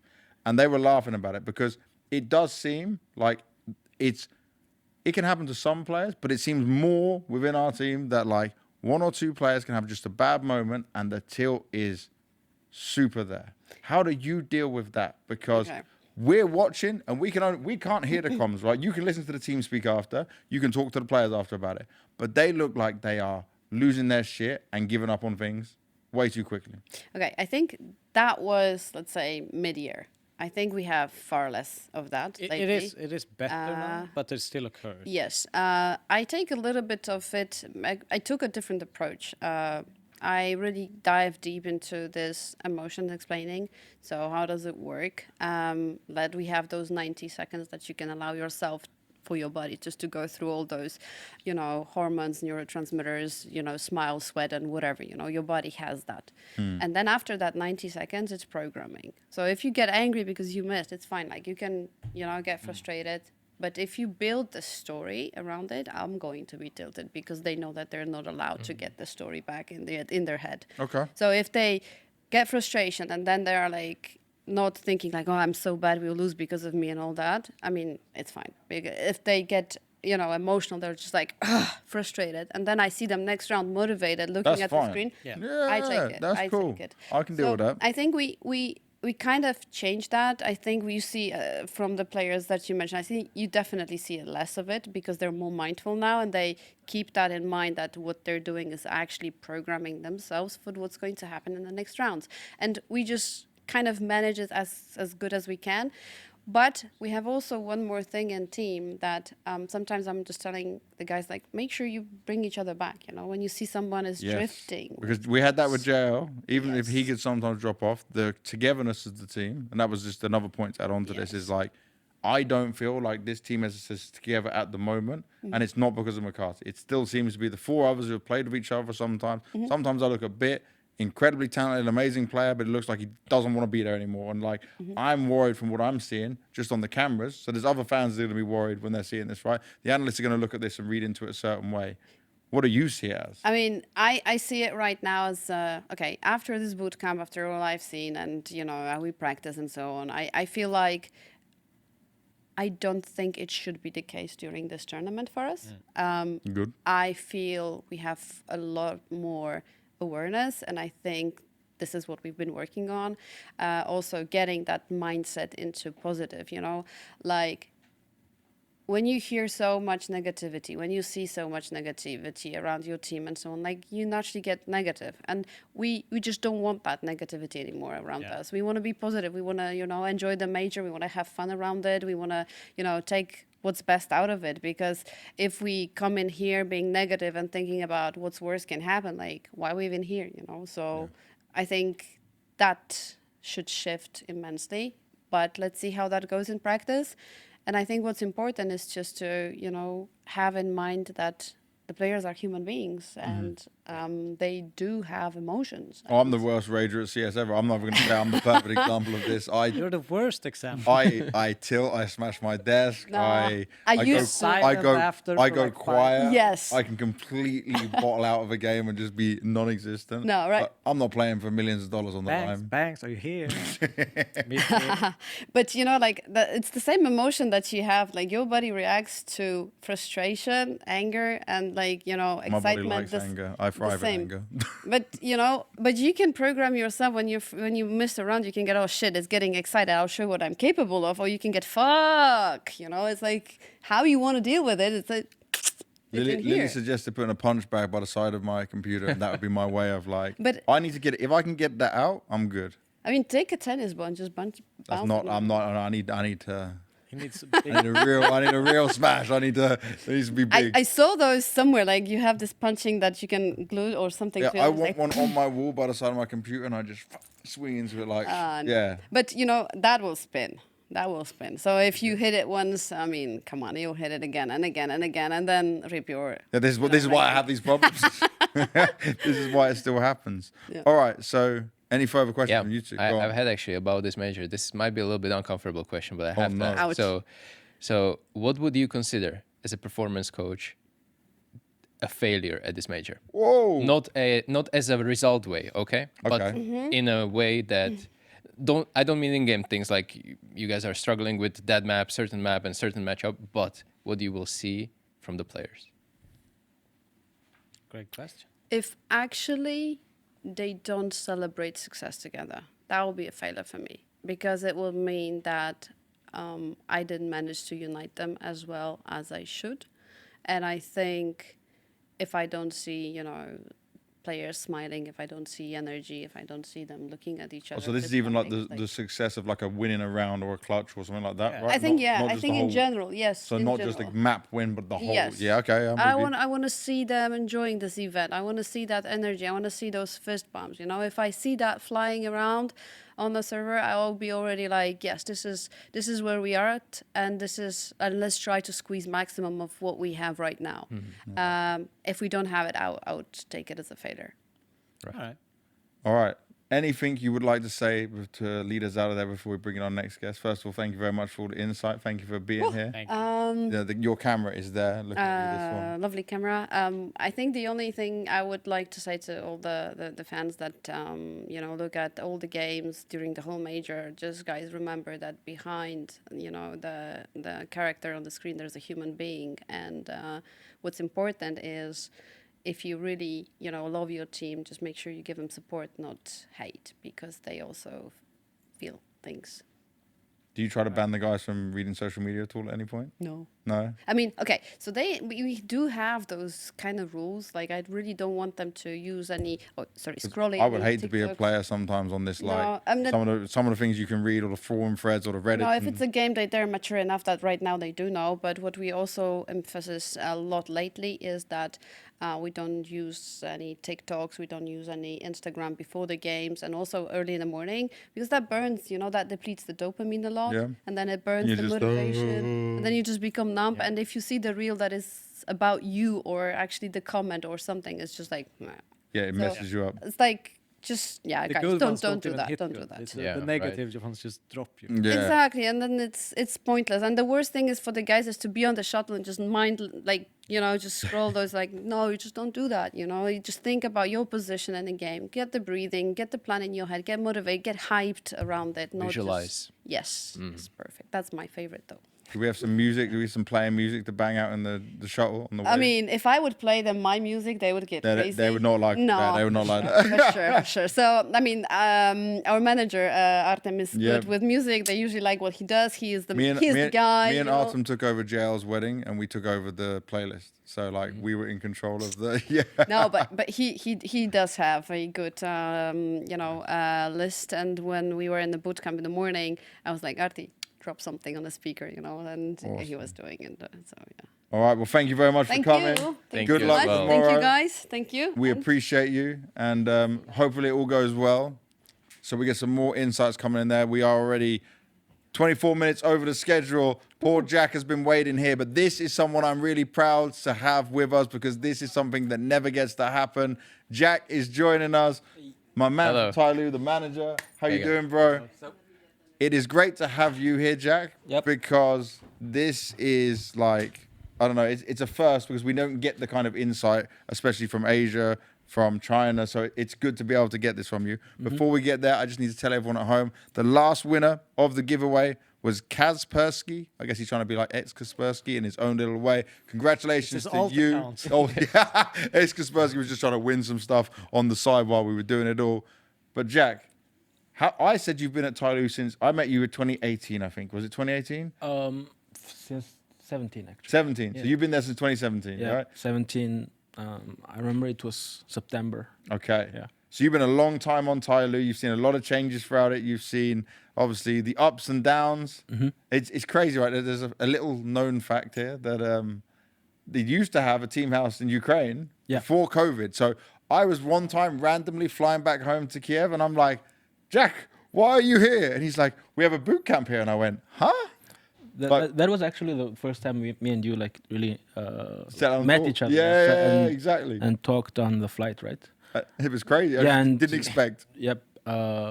We were planning to have a long-term boot camp there. Yeah. Like we rented the house for like 1 year. Wow. Like we paid for 6 months already, and we only used it for, I guess, 20 days, and that was it. So money wasted, and Yeah. but it happens. It was unlucky, right? COVID hits, then you can't use it. That's not a Yeah. certain positive thing in it. There were like travel restrictions, and Yeah. most of the tournaments were cancelled. That's So things got rough. But you've stayed with TYLOO this whole time. Players have changed, lineups have changed. TYLOO right now are looking good, and you lifted. I don't know. Look, see, this is the manager face. Yeah. He's not too sure, but you lifted a trophy this year, right? Yeah. What did that mean to you, the organization, and the players? Because like it had not been seen from a Chinese team, right? And TYLOO have not had that success despite putting so much time and effort into a Counter-Strike team. like from my perspective, to the players, obviously I don't want them to be like satisfied with the result. But I mean, if I reflect back on the whole year, I think I'm pretty proud of the guys, like Yeah. of what they've been accomplishing. But we're at the major. We still need to be focused and try to close out the year in a good fashion. Yeah. Yeah, definitely the major is the focus for you. But I wanna talk about some particular players on your team. We have to talk about G to start off with. Yeah. Because can you say on this what you said to me in Hong Kong about G, of like how you manage him, how he is as a player, how different he is compared to all the other Chinese players we've seen before? Yeah, like most of the players, Chinese players, like they are kind of more or less like introvert. Yeah. But G, he's like outgoing, and it's not like he's acting that way. He's like That's him. Yeah, that's him. Like 24/7, like full on. Like so. I mean, sometimes I get annoyed by him. Just give him an ice cream. Yeah, it's like, but as a friend and as a colleague, right? I respect his personality, and it's the way he treats everyone. So there's nothing to like complain really about that. Yeah, just but some people think he's acting, Yep. but I truly don't believe so. Yeah. So obviously first time I meet him, it was like an explosion of energy. He's so happy. Oh, Banks, nice to meet you. I'm so happy you interview me. He's getting Jack to translate. He's going to bed. And I was thinking, okay, this is a lot. But what you understand is off camera, he is the same. Yeah. And that's one thing, like, I'd be talking to him about he wanted to meet Munacy. Munacy, obviously, with Falcons in Austin, they got eliminated. He couldn't exchange jerseys at that point. He was so sad. Like, he is living and breathing this energy, this passion, and he just has no problem with expressing it. However, right, he wants to show it, and it's so good for us to see. But you can also see this in his gameplay as well, because he is the life and soul of that team, like, bringing that energy, right? Yeah, like what he brings to the table, it's not just his skill. Yeah. We also needed someone who can like cheer the whole team up, during practice, during officials, just to have some like positive energy inside the team. Yeah. So, and also like he's playing more like a support topper. So like his input to the team doesn't really reflect on his stats necessarily. Yeah. It's I mean it's so refreshing to see, because I mean as a European and some Asian players maybe struggling with English, it can be hard as a viewer to kind of connect with the players, and it's such a fresh breath air for someone like me at least to get an insight into the personality and everything that G kind of represents. But I kind of just wanted to make that comment and go for another question. What has been like kind of the biggest struggles for TYLOO this year? You know, you mentioned previously you had struggles with the boot camp and things not really turning out the way you wanted. How has it been for you this year as a team and organization as TYLOO? I think especially like during the second season this year, we kind of failed to like maintain at the level that we showed on during Fisher Playground 1. I mean, we had much higher expectations. I mean, not just inside the team, also like outside the team. Yeah. Our fans were expecting us to consistently put up like good results, and trust me, like we were also like working hard.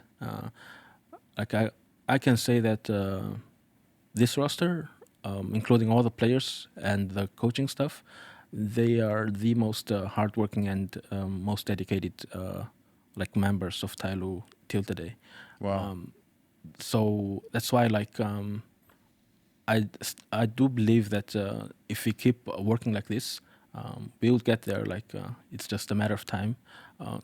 Of course, we still need to adjust like some approaches here and there, but I think I believe hard work always pays off. Yeah.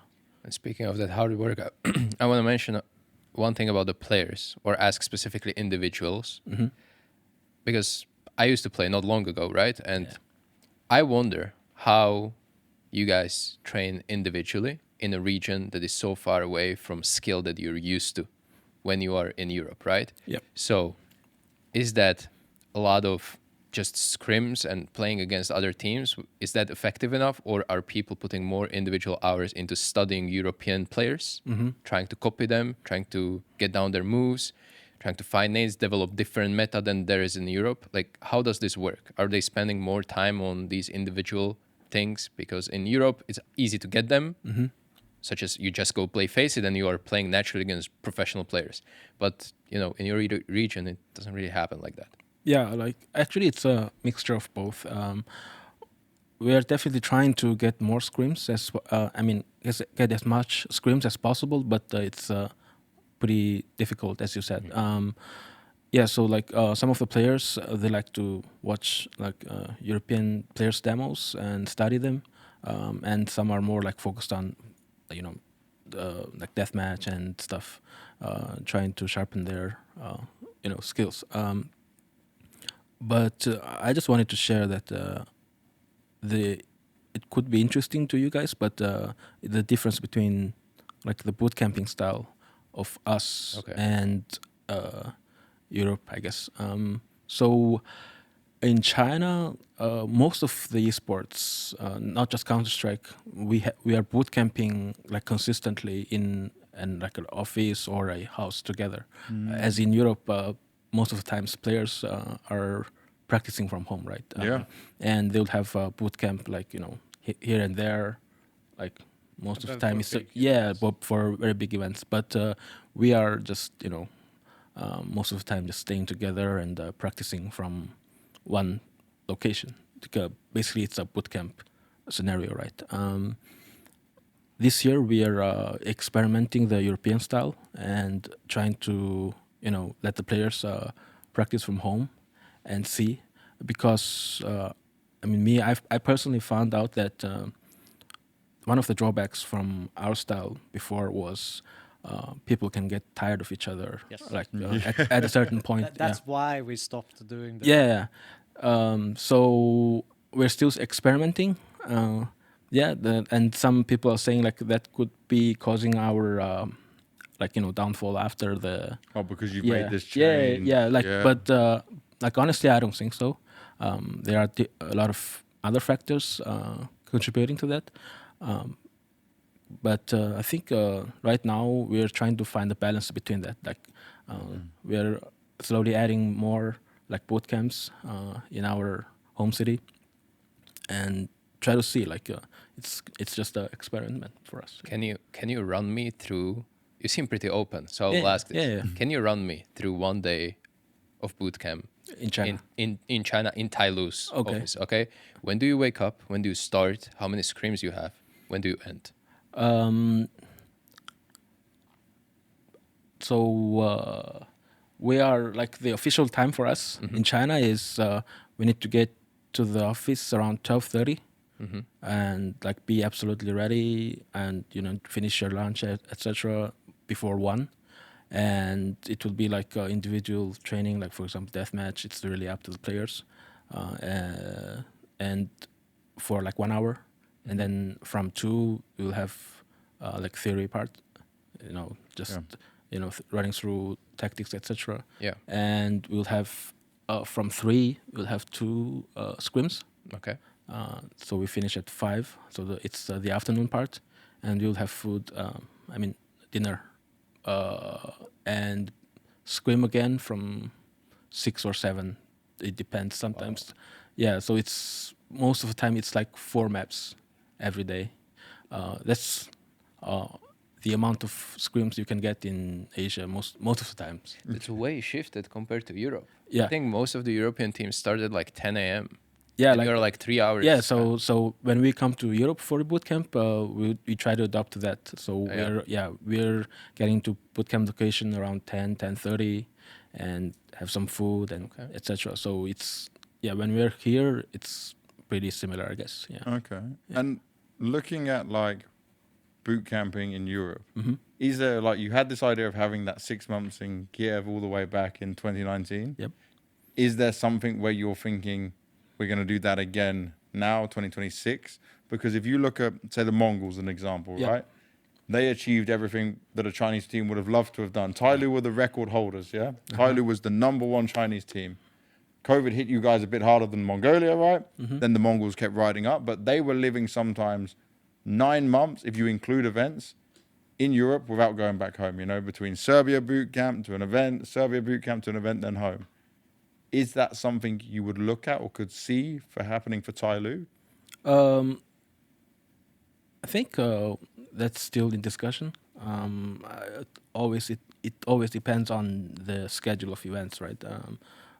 We are still trying to get boot camps in as much as we can.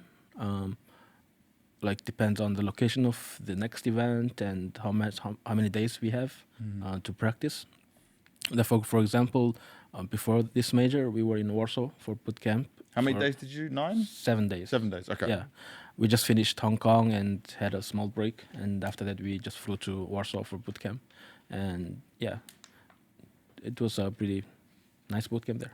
You feel like that was, you saw an improvement for the guys? Like you see a Yeah. benefit already? Yeah, I think definitely like people are getting better at in forms. Yeah, we'll just have to see in officials.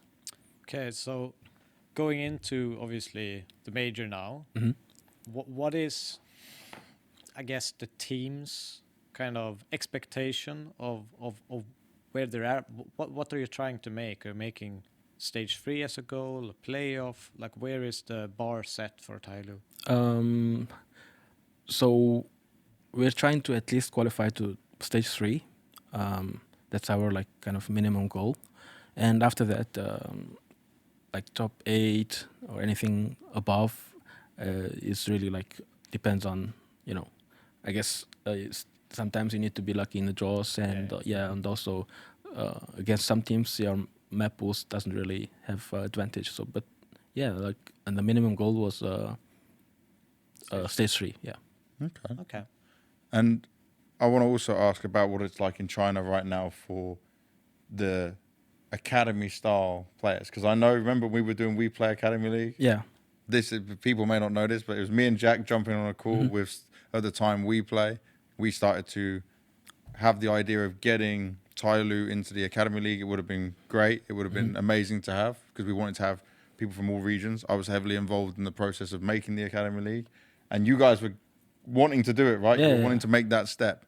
But as of right now, you don't have it, right? No, we don't have an academy team right now, but we are like constantly looking for young talents. in So China. how does that work in China right now? Because for me, when I speak to even some of my Chinese commentator friends, Yep. right? You know me, I'm active on this Bilibili now and Weibo. I'm talking to people more, trying to understand where do the other teams, organizations, who is helping grow this younger scene up and help you find these young players? Because I don't know how it works in China compared to what we have here. There are actually like a couple of orgs. Okay. Yeah, like in China, they have Counter-Strike teams, and even though they are not like as competitive as, you know, let's say Ratam or Linvision or us, Yeah. but they're like, as of recently, I can see some of their players have like really good talents, and yeah. Are they young as like what we see in like Europe and North like America? young, like below 20. Below 20. Ooh. Okay. Is there any then like promising, I don't know, 15, 16-year-old talents you start to see? Yeah, there is, but I can't mention names because You don't want to yeah, Trade like secret. yeah, it's strictly Smart. secret. I won't make you say that. But this is really good for us to hear, because it's like Asia now has more slots at the major. There's Yep. more opportunity. But like we see the sad result for like Lin Vision, or we see the result for Rare Atom, and it makes me think like, where are the next players? Because Yeah. if they're suffering so badly, both going 0-3, who are we getting, you know, like next for the next generation of Chinese talent to come through? And how much, in your opinion, did the Shanghai Major help with making Counter-Strike more popular in China? I think like every big tournament like Shanghai Major or IM Chengdu helps a lot. It's like the fans or the young players can see that they have a shot or they have a chance to become what they see on the screen, right? But it's interesting that you mentioned that about the slot distribution in Asia. Yeah, that's I think one of the main reasons that there are like incoming or more like orgs that are at least interested or starting to have their own like Counter-Strike division, like big names like we'll see next year. Okay. Yeah. There was something also just wrote in chat that maybe you can tell me if it's true Yeah, or yeah. not. It says China people who are under 16, or maybe it's under, I don't know what the age is, but teenagers or something can't play in China. They're restricted to 3 to 4 hours a week. Is that true? I think below 18. Below 18. You can't play in official tournaments in China. Yeah. But are they limited by the amount of hours they can play in a week at all if they're younger? Like, is there any? Like last I checked, some of the tournament organizers are changing or adjusting the rules, but I need to double check before. Because if you think like CIS places, Europe, they've got these people grinding, like they finish school, they're grinding crazy, they're playing crazy. So I wondered how that hit. Monesi has lived more in Counter-Strike. Yeah, Monesi has played more Counter-Strike than life itself, right? Yeah, I think 100%. Nico said Monesi played more Counter-Strike than him, right? Yeah, exactly. Already. It's kind of crazy to think about. Well, I think he was in main menu for a Yeah. long time there, but He's young but old player, right? yeah.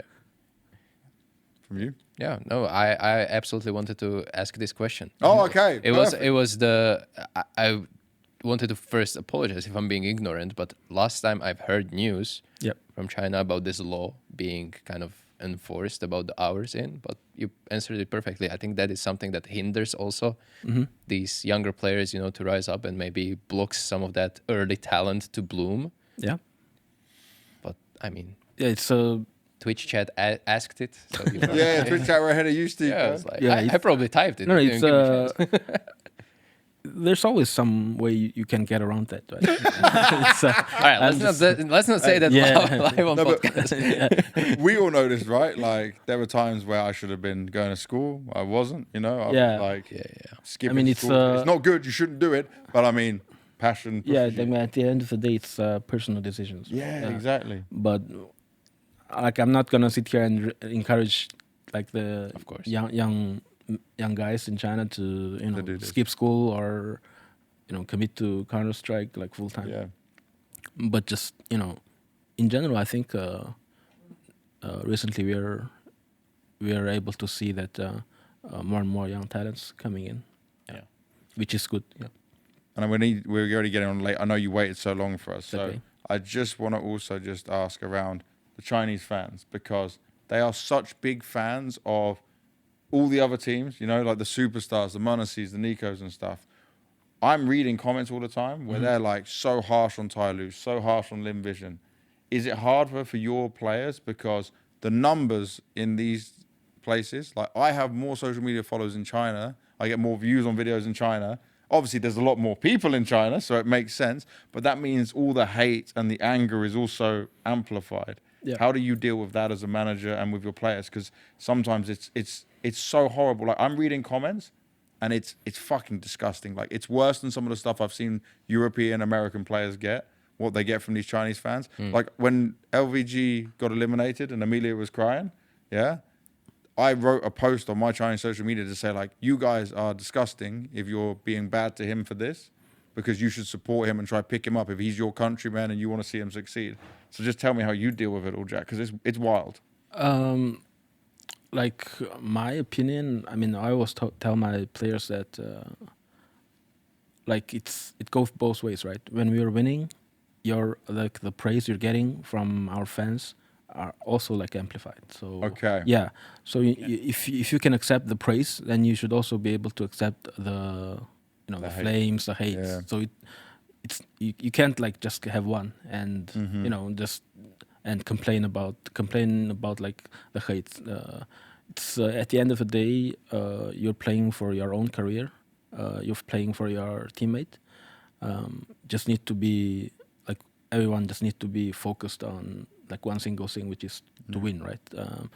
Like if you win, then everything is solved. So and you can't complain about like hate or like flames if you lose. Like it's normal like reactions. Yeah. Well, it's in every sport, not just esports, right? True. Very So yeah, like just need to find a way to deal with it. If you can't, then just block social media. Yeah, don't use easy it. as that. Yeah. Based decision. Yeah. I like it. Yeah. All right. Any final words to Jack before we go?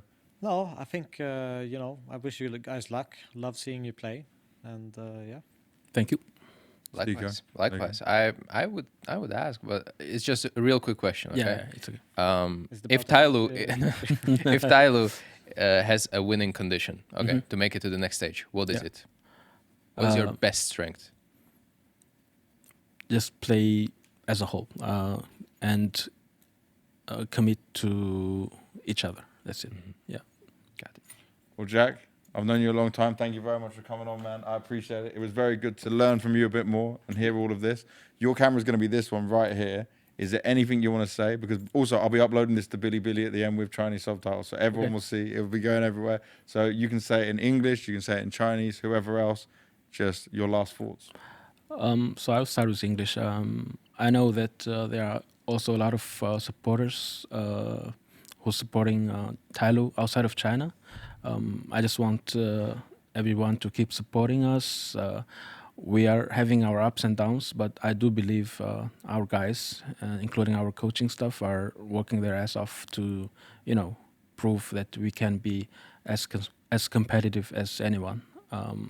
So thanks for the support, and hopefully we'll do some damage in the major.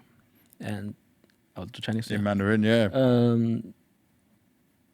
就是感谢大家一直以来的支持吧。然后我也在天路已经待了8年了。其实目前这个阵容，我是真的觉得，无论是队员也好，还是选手也好，他们都是我见过的最努力的，也是最职业的。可能大家都会有这样那样的问题，但是我是期望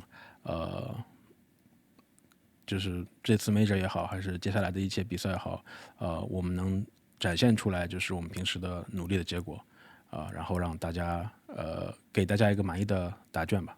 谢谢。Thank you very much, Jack. I appreciate it. Thank you. Good luck at the major, my friend. Thank Go you. kill it out there. Thanks for having me on. And for the European fans out there as well, make sure they can get the TYLOO jersey now, right? We had that discussion. It is possible. It will be. It will be. We're making- It's to be decided. I guess. G gave me a shirt in Austin. Yeah, I wore it on one episode of the podcast, and I had to message Jack. I'm like, Jack, everyone's asking me where they can get the TYLOO jersey. So soon it will come. That's very positive. Soonish. Soonish. Soonish. I like the blip. That was a smart move right there. Awesome. Thank you very much, Jack. Appreciate you, man. Thank you. Thank you. Ciao. All right, this is crazy. This is a great episode. There was so much insight. There was so much we got to learn about all of this as well. Styko, final words from you. It's time to learn Chinese, buddy. I wish I knew what he said, but great episode. Thank you for having me. We went deep into pretty much every topic that we've discussed. We Guests might all were be great. fired, by the way.